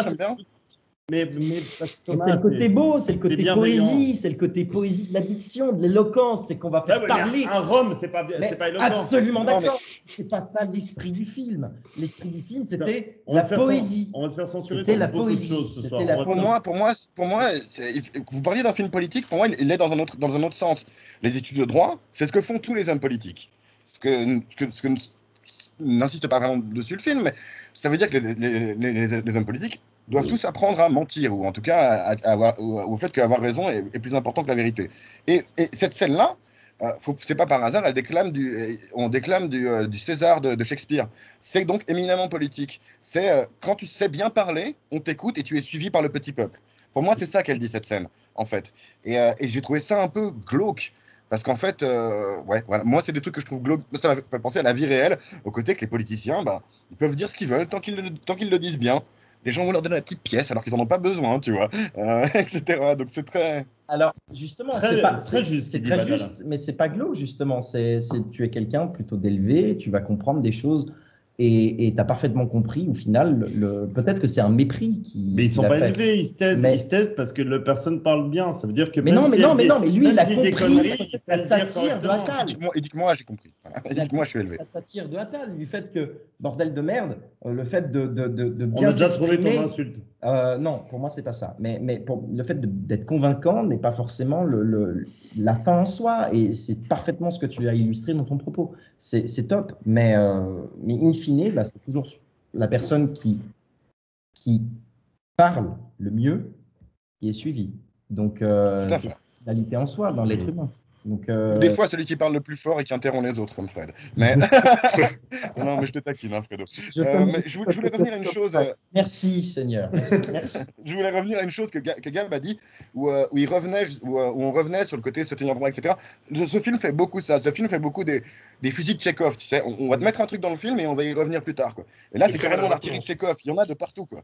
C'est abusé. Et c'est relou. Au bout d'un moment, ça se voit. C'est les ficelles, tu les vois dans ce genre de cas. Et c'est un peu gênant, quoi. C'est jamais fini. Toujours inachevé. Une chose à laquelle je voulais revenir, tu parlais tout à l'heure, Charles, des hommes et des femmes dans ce film, parce que c'est pas pour rien que c'est une femme et en fait, toutes les seules autres femmes qui existent dans ce film, qui ont un peu d'importance pour elle, c'est sa famille. Et il n'y a pas d'hommes dans sa famille. Mais tous ses adversaires, tous les gens qui se confrontent de la société, c'est des hommes. Je ne sais pas ce qu'il essaie de dire, le film, avec ça, mais... C'est exactement ça que évoqué parce que le patriarcat, le méchant patriarcat. Je n'attendais pas moins que ça de toi, mon cher Thomas. Flatteur. Non, mais c'est vrai, bordel. Il sait qui est le patron. Je l'ai posé comme ça, une petite merde, dès le début, et toi, tu l'as relevé. C'est fantastique. Mais c'est une sorte de... on va caricaturer le fait que ce soit une fille qui soit avec sa mère célibataire, qui va devoir se battre avec une situation financière difficile, parce que même la mère va dire le sujet, ton homme qui doit t'aider pour les finances, etc. C'est dans le cliché, encore une fois. C'est dans le cliché et ça devient très... Ouais, mais bon. Mais, du coup, l'autre femme de sa vie, c'est sa grand-mère. Oui. Qui souligne son authenticité, parce que justement, elle parle en arabe alors qu'elle sait très bien parler français, la grand-mère, tu vois. Elles font de la cuisine traditionnelle ensemble, etc. Donc, c'est peut-être le côté où elle garde quand même ce côté culture arabe, on va dire, c'est de par sa grand-mère uniquement. Pour moi, c'est pas à jeter, la culture. Elle est mignonne. Mais c'est sympathique, justement. Le fait est que Pour moi, Absolument. c'était pas du tout à jeter la scène de on va se retrouver, on va faire un grand repas arabe. Non, il n'y a aucun problème là-dessus. Je trouve ça justement, c'est la scène que j'ai trouvée sympa et cool parce que pour moi, c'était il n'y a aucun problème au retour Parce d'origine. qu'Yvan Attal a voulu nous la rendre sympathique. Et puis donc, Mais- même cette grand-mère qui joue la carte de la tradition, etc., nous est sympathique. Et puis qu'elle Bah fait oui. des blagues, elle nous rend sympathique. Alors qu'ils auraient mis un barbu qui est là et puis qui dit vas-y pute, mets ton voile et puis retourne dans ta chambre, bah, il n'aurait pas été Non, sympathique. c'est pas ce Même film-là. quand- C'est clair que c'est pas ce film-là. Non, mais si je peux me permettre, même quand on joue Non, mais t'as raison. la tradition, on nous la rend sympathique. C'est-à-dire, la tradition arabe est très sympathique. Elle l'est tellement plus C'est que la tradition arabe et pas la tradition musulmane. Sa famille n'est pas une famille musulmane, c'est une famille arabe. arabe, musulman. Oui, oui, tout à fait. Non, mais oui, tout à fait. Mais le barbu qui la traite de pute, c'est plus un truc de musulman qu'un truc arabe en soi. Parce Ouais. qu'un arabe chrétien, il va pas nécessairement dire ce genre de choses. Disons que ça reste la tradition arabe sympathique. On voit d'ailleurs qu'Amelia Jordana, elle boit du vin. Sa mère, c'est une femme indépendante qui porte pas le Mais voile. voilà, c'est qui ce est que j'ai aimé, libre, moi. qui est C'est ce que féministe. j'ai aimé. Ça, c'est beau, c'est C'est ce que j'ai aimé. totalement beau, mais je pense que c'est travaillé volontairement par Yvan Attal pour nous rendre cet aspect sympathique, alors qu'il aurait pu nous le rendre D'intégration. plus d'intégration, tu as tout dit, voilà. Et moi, c'est tous ces éléments sous-jacents qui me gênent, parce qu'il y a toujours une positivité cachée qui me gêne. Donc, L'intégration. alors, si je comprends bien, On Fred, Ils n'ont pas mis un gros barbu, parce qu'un gros barbu, donc, c'est donc, du coup, tu spectateur. aurais voulu qu'il y ait un gros barbu dans le film, c'est ça que tu veux dire? Et des femmes voilées, c'est ça? Avec la burqa et tout le truc. Tout est Non. caricature Non, pas non, ce que je non, dis. non. Ce que je veux simplement dire, c'est que l'orientalité va être tournée comme sympathique et un petit peu old school et réjouissante, alors qu'il aurait pu aussi, ce qui est la réalité des banlieues aujourd'hui, c'est-à-dire une islamisation dangereuse, mais il n'évoque pas ces sujets. C'est-à-dire que tous les éléments...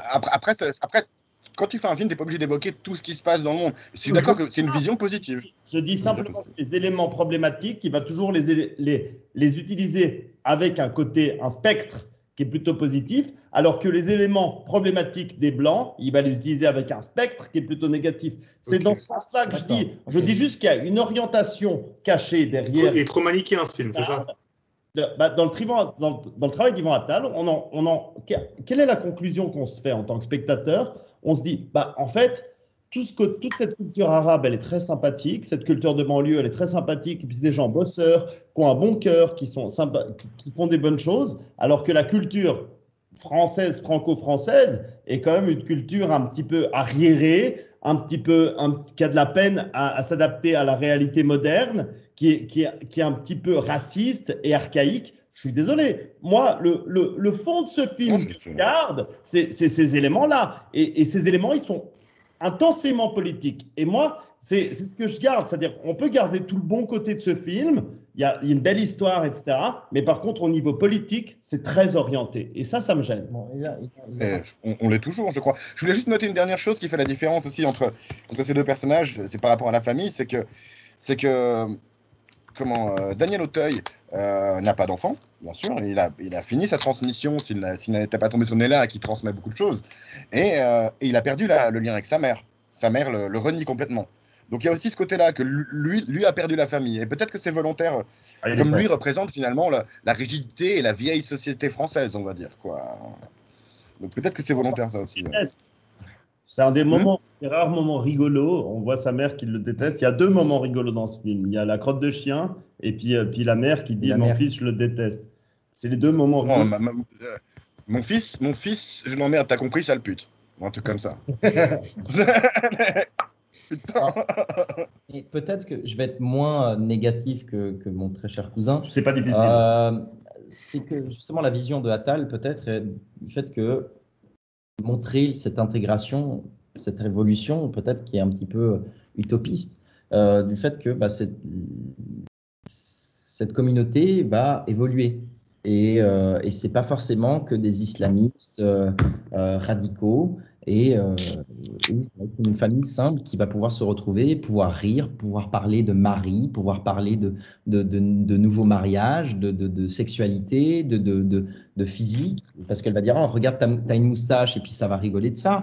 Alors que la vision qu'on a un petit peu des musulmans radicaux, c'est voulu, c'est pour rendre la vieille sympathique. C'est simple, mais c'est ce qui est un petit peu, ce que j'ai trouvé, c'était un peu un élan un peu de bonne volonté en disant Voilà, merde. Peut-être que pas tous les musulmans sont des terroristes, mais tous les terroristes sont musulmans. Ça, c'est une vieille vanne, mais c'était. Je vois pas le rapport. Je vois pas le rapport. C'est une vieille vanne. Surtout qu'il y a des terroristes corses et bretons, hein, donc bon. C'était Depuis un une certain vanne, temps, mes amours. Oui, c'était pas de une souci. vanne. le terroriste irlandais, ça fait longtemps qu'il n'est plus là. Hein. Je ne suis qu'amour. Mais c'était simplement pour évoquer ce sujet que c'était peut-être aussi pas seulement politisé, méchant, c'était peut-être bon enfant à un moment donné.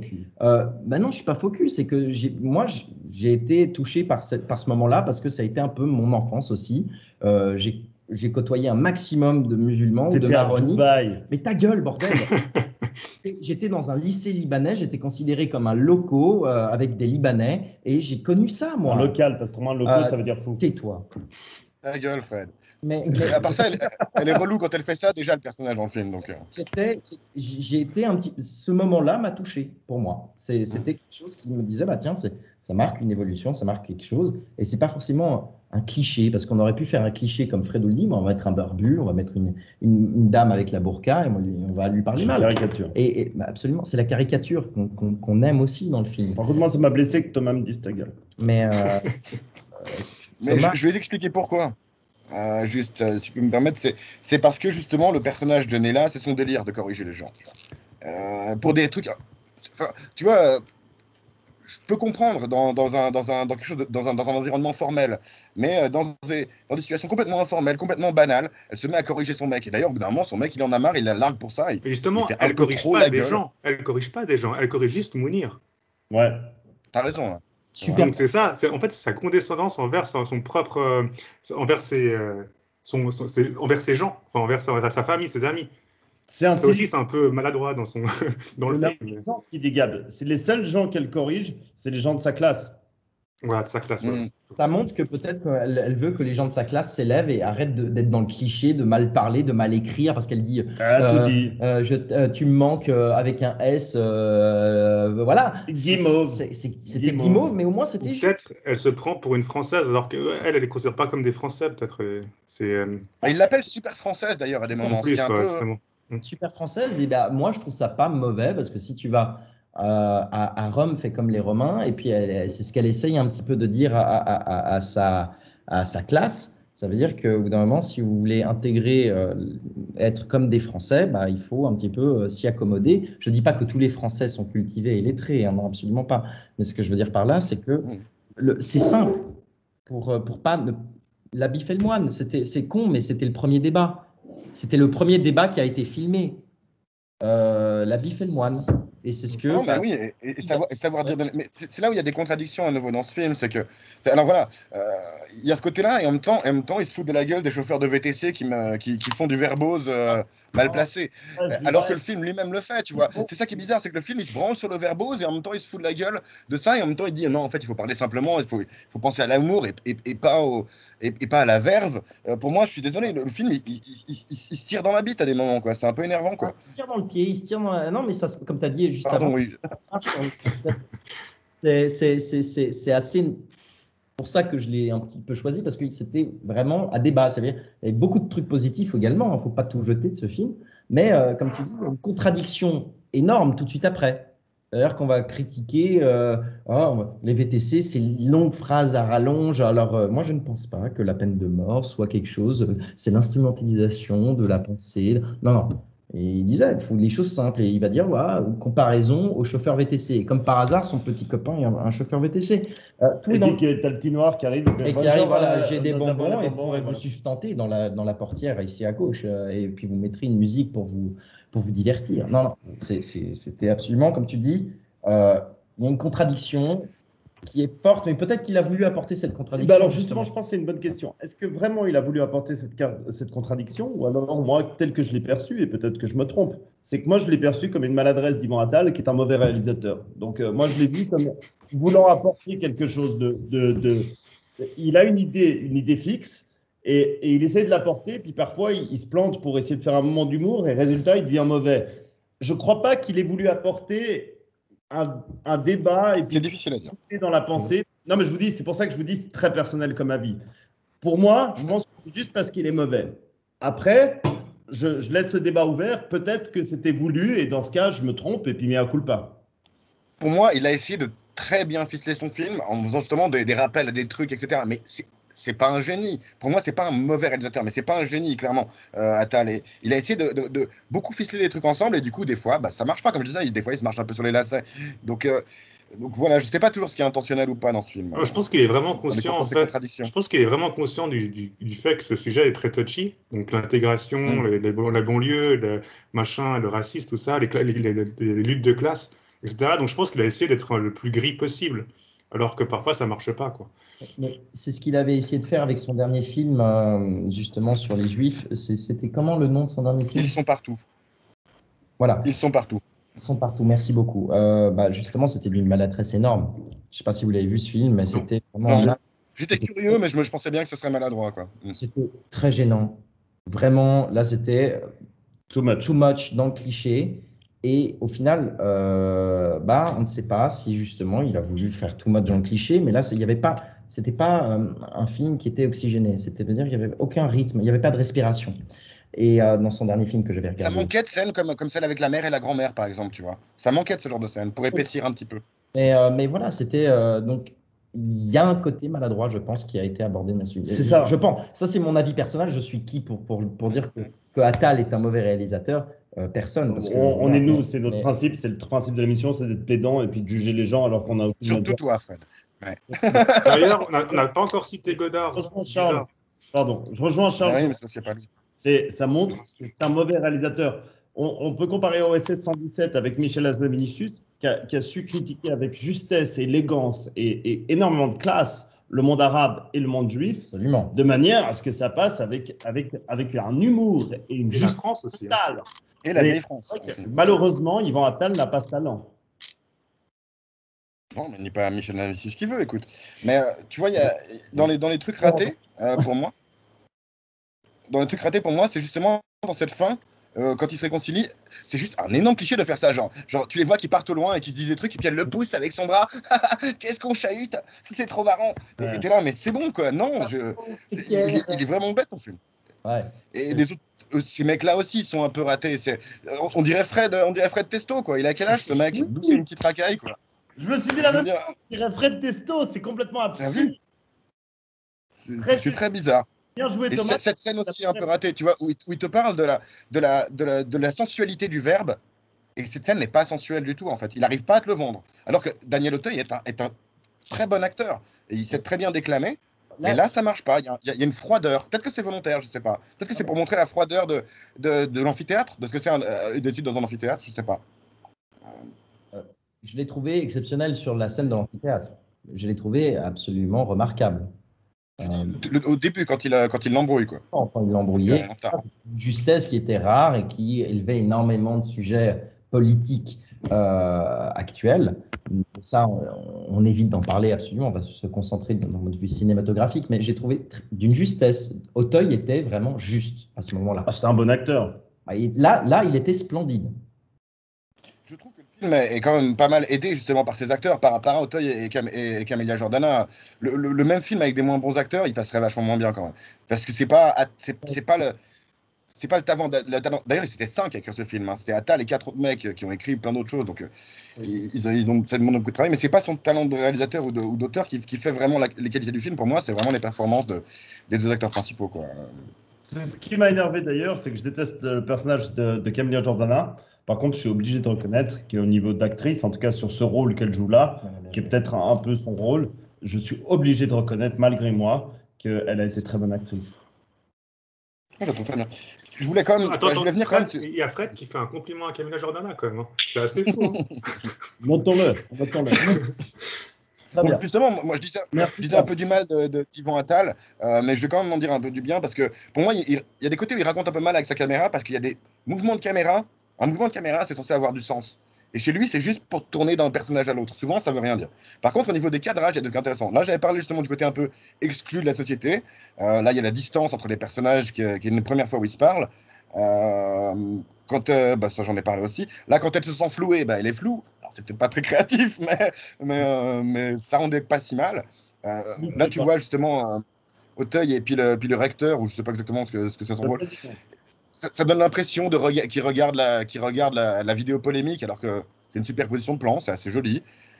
Son isolation, voilà, mais c'est un peu tous les plans riches que j'ai trouvés dans le film. Il n'y en a pas énormément, quoi. Ouais, oublié t'es quand même assez gentil. Tu as oublié une au début où elle rentre justement pour la première fois à Assas et il y a un plan séquence sur le plafond.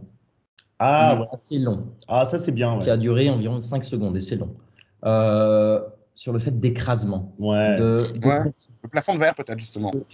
Je ne suis pas à ma place. Exactement. Et également la musique, parce qu'on va parler, j'ai vu, on peut parler de musique aussi. Inner City Blues de Marvin Gaye, qu'elle écoute dès le début et à la fin également, c'est un rappel. Début, fin, voilà. Super. Il adore faire ça. Ouais.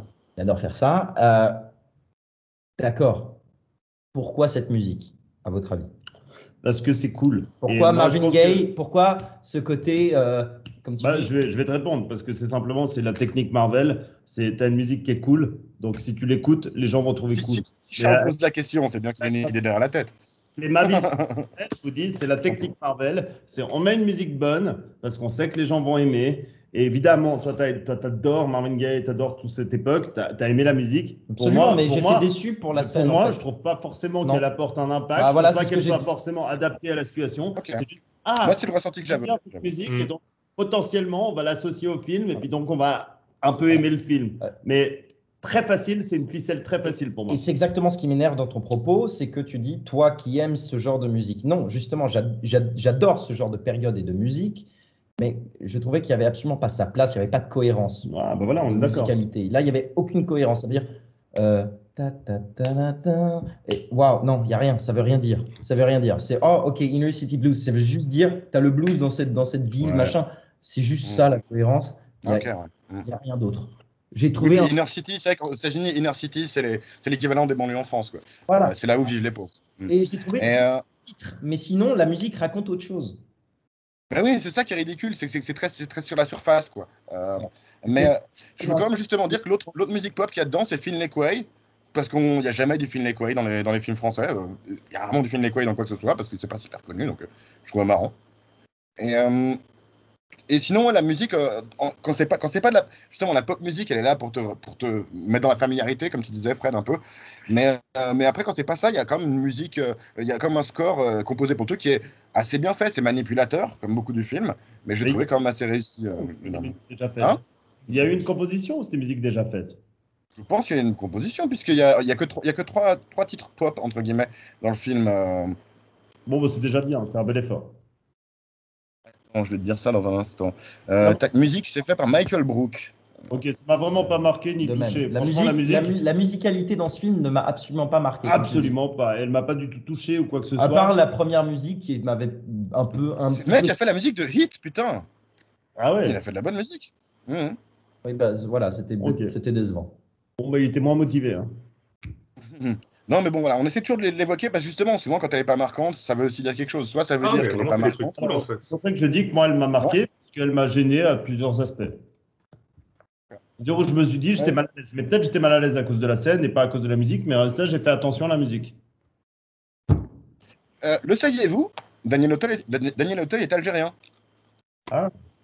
On n'aurait pas deviné comme ça. Et ouais, en effet. Donc je trouve assez amusant qu'il joue ce rôle de vieille France. Quoi. Okay, mais un Algérien d'origine inconnue, en fait, parce que son grand-père s'est fait donner le nom Auteuil, et on ne sait pas si son grand-père était arabe, était juif, était français habitant en Algérie. On n'a aucune idée de son origine à ce niveau-là. Je trouve assez amusant qu'il se retrouve à jouer aujourd'hui. Si on lui a donné comme nom Auteuil, c'est qu'il n'est pas rentré dans les quartiers les plus difficiles.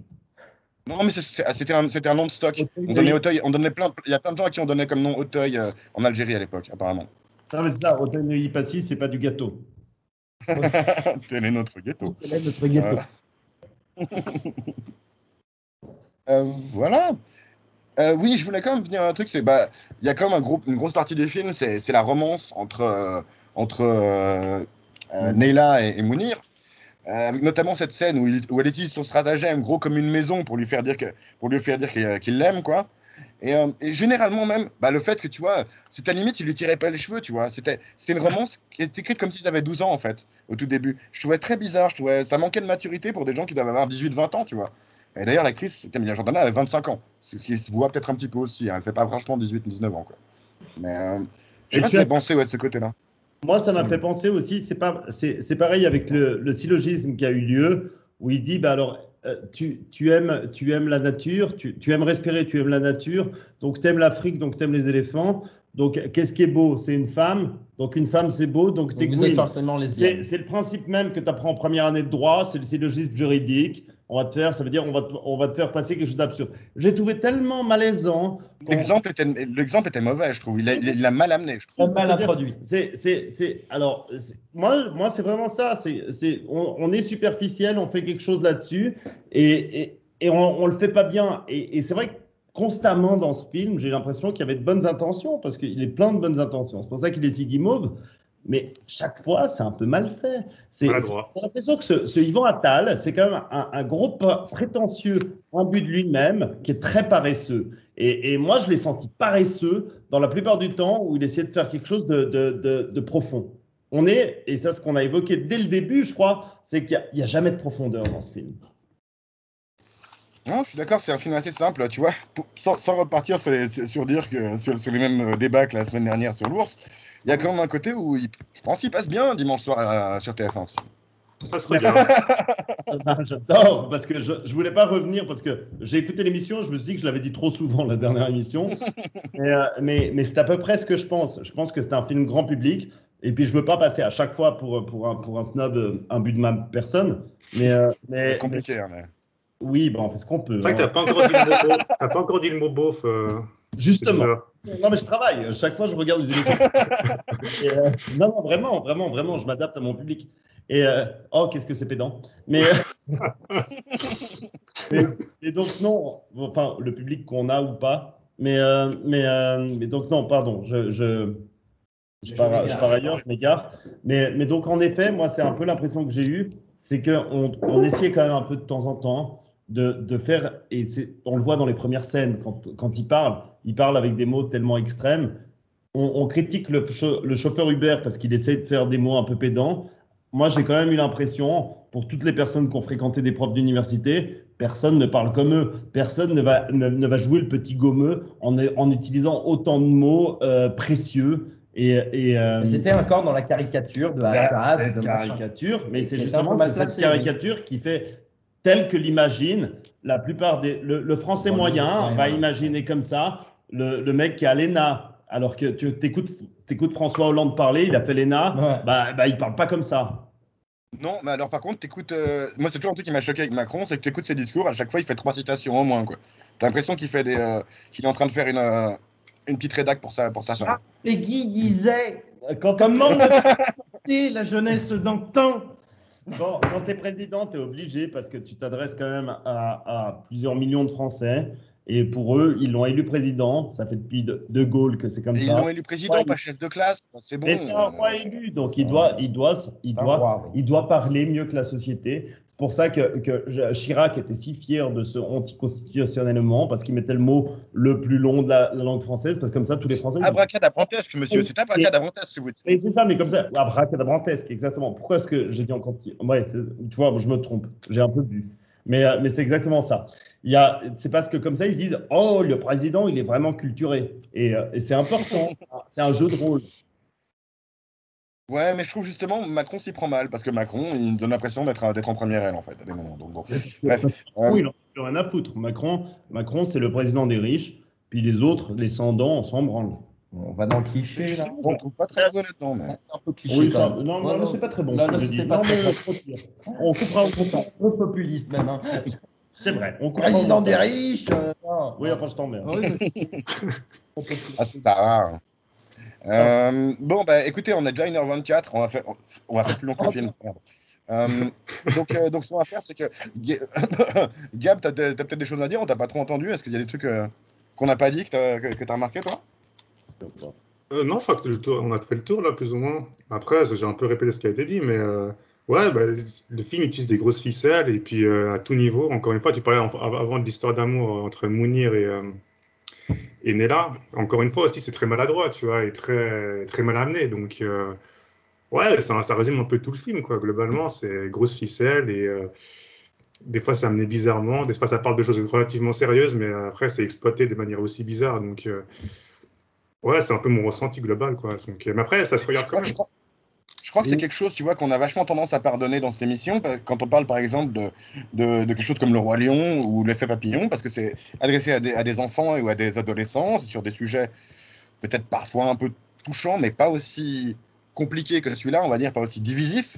Donc c'est beaucoup plus difficile de pardonner cette naïveté et cette simplicité à ce film dans certains aspects, même si moi, ça m'a pas trop dérangé. Hein, Moi, c'est plus tranché que ça. C'est juste que Le Roi Lion, j'aime la morale du Roi Lion. La morale qu'il y a dans ce film, je l'aime pas. C'est plutôt à ce niveau-là. Moi, c'est purement politique. Si j'aime pas ce film, moi, pas la morale qu'il en donne. je t'avoue que c'est vrai que j'ai tendance à pas juger un film selon ce qu'il essaie de dire, mais selon comment il le dit. Mais après, chacun. Hein? Tu reviens sur le propos du début du film. Petit coquin. Mais du coup, voilà, on va bientôt arriver à la fin. Gab, t'as toujours rien branlé, t'as pas de rubrique? La rubrique. Ah non, bah, bien sûr que non. Non, mais tu devais ton insulte préférée, Gab. Ah non, mais ça, Attends, ça vient après.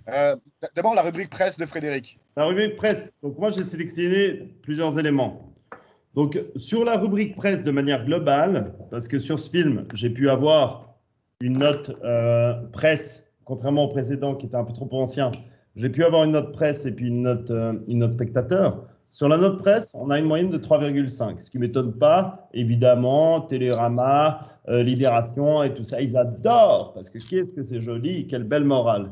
Donc, j'ai pris les Inrocks, qui est normalement plutôt neutre. Enfin, déjà, les Inrocks, je ne sais pas pourquoi ils jugent un film comme ça. Normalement, ils devraient se concentrer sur le rock. J'ai bien aimé ce qu'ils ont dit. Ils ont dit... Non, mais c'est vrai. Les Inrocks... Ça a bien changé. Non, mais les Inrocks, c'est un peu culturel général. Justement, voilà. oui. Ça montre que le journal, c'est un peu n'importe quoi, mais on s'en fout. Ils ont dit perdu, encore une fois. Ouais.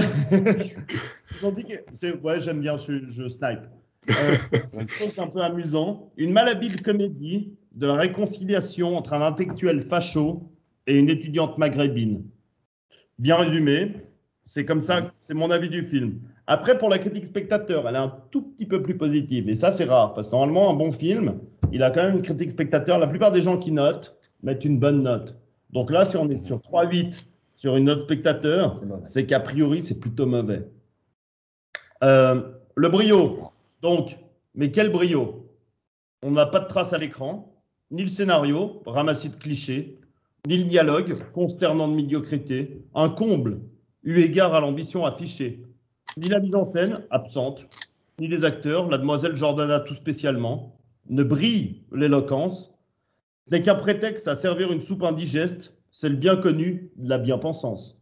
Et là, je remercie Isabelle la jardinière, qui n'a pas un très bon pseudo, mais en tout cas qui a un très bon commentaire. Ouais. Écoute, elle cultive son jardin, ma foi. C'est comme ça qu'on est heureux. Voltaire, merci Thomas. C'est comme ça qu'on est plus heureux. Bah écoutez, voilà, donc on va justement en venir à la question à la con. La question à la con cette semaine, c'est quoi votre insulte préférée? Gab, bah, justement, Charles te pose la question, est-ce que t'as trouvé quelque chose? C'est sac à foutre, parce qu'étant donné que je suis un branleur, donc j'attache beaucoup d'importance au foutre. Et que toi, ton sac, tu le vides régulièrement. Bien sûr, bien sûr, voilà.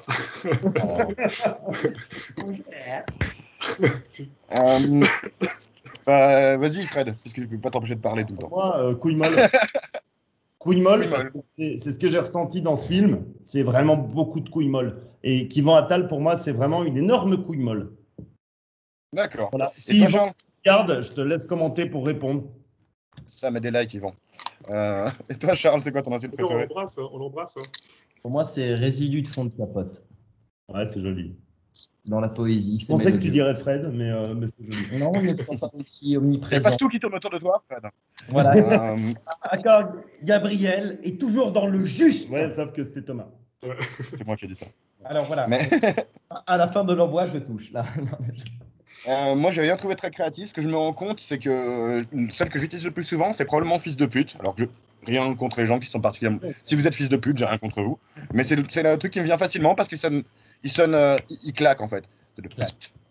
Ouais, mais... Et donc voilà, c'est pas un truc très créatif. Même si moi j'aime bien les insultes créatives en fait. Mais dans la colère, Je suis toujours dans la banalité, c'est comme ça maintenant. Ouais, mais moi, j'aime pas cette insulte parce que les putes, je les Les respecte. putes, c'est même bénéfique à la société, mais ça, c'est un autre Je suis débat. tout à fait d'accord, mais c'est ce qui me vient, j'y peux rien. Ok, bah, Reste dans ta médiocrité, c'est pas grave. Merci Daniel Auteuil. Voilà. Ce qu'on va faire, c'est qu'on va passer à la note. On va finir par Charles, puisque c'est lui qui a amené le film. Commençons peut-être par Fred. Sur 10. Sur 10. Ouais. Alors, j'ai noté... Attends, j'ai pas Non, mais il c'est a dit commencer par Charles. Non, il a dit Non, on va terminer par Charles. Ah voilà, On termine par la personne qui a choisi le film. C'est mon cousin. Donc moi, non, ça va être assez bref pour une fois, contrairement à la dernière fois. J'ai trouvé le film écœurant du début à la fin. J'ai trouvé le réalisateur médiocre, sans aucune qualité pour lui. Je ne vais pas insister là-dessus, je l'ai fait assez pendant l'émission. La seule chose que j'ai appréciée, c'est la blague contre les chiens, vu que je suis d'accord, même si ce n'était pas voulu que ça soit pour vanner les chiens, vu que tout le monde aime les chiens. Moi, j'aime pas les chiens. Il dit à un moment que c'est une soumission que de ramasser les crottes de chiens. Pour ça, je lui donne un point. Et donc, il aura 1 sur 10. Oh là là, il fait une Thomas, oh mon Dieu. Non, j'ai testé ce film du début à la fin. Les 5 premières minutes, bon, mais il me fallait une bassine à gerbe. Oh, putain. J'ai détesté tout le long de ce film. Je n'ai absolument rien apprécié. Même la mise en scène était nulle, tout est nul. Donc pour moi, c'est mon avis personnel, je lui mets 1 et c'est très bien noté. J'aurais mis 0,5, mais 0,5 ça aurait été arrondi à 1. Donc je fais l'effort de lui mettre 1 directement. Ça marche. Gab? Même si le film est très maladroit sur tous ces sujets qu'il traite, même s'il est un peu chiant à regarder, enfin, il est un peu chiant à des moments, ça se regarde. Il est quand même plaisant à regarder, on passe plus ou moins un bon moment. Si tu le mets au fond, ça passe aussi, tu vois. Donc, c'est vrai que si je veux être cohérent par rapport à mes notes que j'ai mis avant, je vais mettre un 5. Un petit 5, enfin un gros 5. Voilà. Je pense justement, je rejoins beaucoup des reproches qui sont faits, parce que c'est vrai que tu vois, tu mets pas plus que 5 aussi, je pense que c'est parce que tu vois pas nécessairement beaucoup d'aspects positifs, mais c'est vrai que, voilà, je suis d'accord qu'il est un peu faible comme réalisateur. Je trouve le film, dans sa simplicité, parfois est ambitieux, mais il n'y arrive pas, souvent. Je trouve qu'il a quand même un certain charme grâce à ses acteurs. Heureusement qu'ils sont là. Je trouve qu'il y a... Moi, je trouve qu'on s'ennuie pas, peut-être parce qu'il est relativement court. Après, ouais, voilà, il est trop ambitieux pour ces trucs, parce qu'en fait, il essaye de faire un film sur la verve en n'en ayant pas vraiment, un peu comme le disait le commentaire que tu as dit, Fred, et en même temps en te disant que la verve, c'est pas très bien. Et pour moi, il sait pas trop ce qu'il veut dire. Le côté réussite sportive, justement, comme un film sportif, si tu te donnes à fond, tu vas avoir de la réussite. Ben oui, moi, ça marche comme assez bien sur moi. Ce côté réconciliation entre un vieux prof bougon et un jeune athlète, on va dire, en devenir, ça peut marcher. Mais je pense, du coup, j'étais dans 5, voire 6, voire 4. Je pense que je vais mettre 5 aussi. C'est pas neutre, mon opinion. Il y a beaucoup de choses que j'aime pas. Mais il se laisse regarder, comme tu disais, Gab. Et il y a quand même quelques aspects positifs qui font que, voilà, petit 5. Et toi, Charles?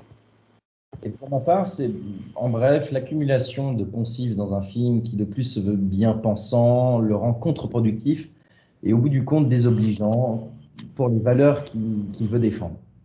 Et pour moi, justement, ce film est uniquement sauvé par l'interprétation de Daniel Auteuil et aussi de Camilla Jordana, que j'ai quand même trouvé très bonne actrice dans son film. Et c'est pour ma part que je mettrais un 4 parce qu'il n'y a pas tout à jeter. Pour moi, ce n'est pas la moyenne, ce n'est pas quelque chose qui est impératif à regarder. Pour moi, un 4, c'est quelque chose qui est vraiment... Allez, il faut quand même le regarder, c'est la moyenne. C'est pas tout à fait la moyenne. Non, mais on note sur 10, hein, pas sur 6. Pardon, non, je sais bien, mais pour moi, c'est presque la moyenne. D'accord. Mais voilà, c'était un peu trop dans le cliché, dans le too much, et voilà. Donc c'était contre-productif contre ce qu'il voulait peut-être. Monsieur Attal voulait mettre en exergue, et c'est absolument pour moi un raté. Mais je suis un peu dur.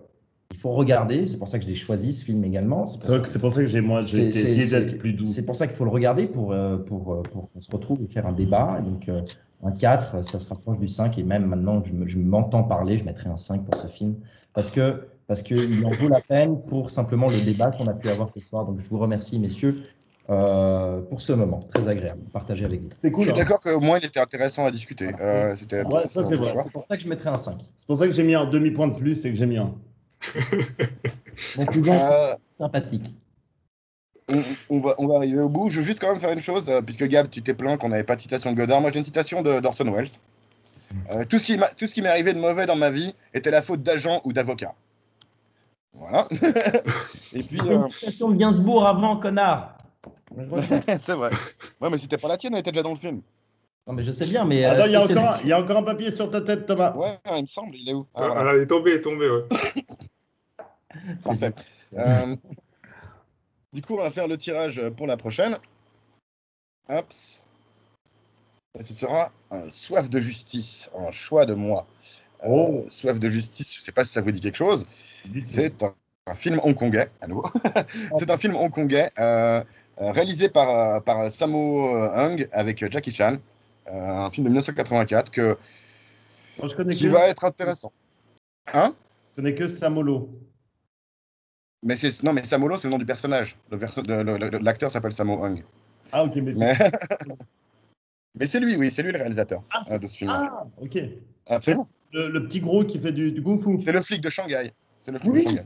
Ah, bah alors tu vois, j'étais pas loin. Non, tu étais tout à fait dessus. Sans savoir. Je voulais faire une vanne et je suis tombé juste. C'est étonnant. Moi, c'est un film que j'ai vu et que j'ai trouvé. Je ne vais pas dire exactement ce que j'en ai pensé, mais je pense qu'il a des bons côtés, il a des mauvais côtés, et il y a des aspects visuels dont j'ai vraiment envie de parler, qu'on n'a pas vraiment vu dans d'autres films. Et il y a peut-être des aspects au niveau de la manière dont est fait un film que tu vas retrouver, Fred, par rapport à Shaolin Soccer ou pas. On verra si celui-ci te plaît plus. Mais voilà, je trouve ça intéressant de discuter. Puis il fallait bien parler de Jackie Chan à un moment, parce que Jackie Chan, c'est cool. Mais ça m'a fait un petit peu penser, justement, tu fais un lien. Est-ce que tu connais personnellement Hervé Matou? Non, mais je vois qui c'est. Tu connais? Oui. Ah, c'est bien. J'ai pas la ref, hein, j'avoue. Une très mauvaise vanne des Robin des Bois. C'est dans les commentaires si vous connaissez. C'est juste. Je connais personnellement Hervé Matou. Ah, c'est bien. Chou blanc, donc. C'est un raté, Charles. Non, mais je l'avais oublié, mais c'est vrai que. Et donc voilà.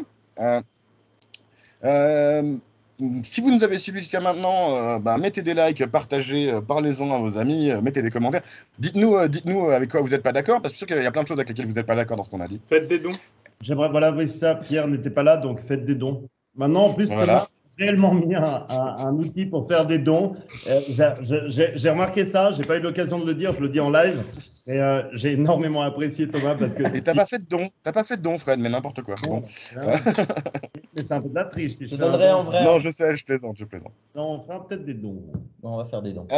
Merci Charles d'être venu nous rejoindre, c'était cool. Ça me fait plaisir. Non, en ce moment. Et merci Fred et Gab, les habitués, ça fait toujours plaisir aussi. Ouais. On sera toujours là, Thomas. Voilà. Et Toujours.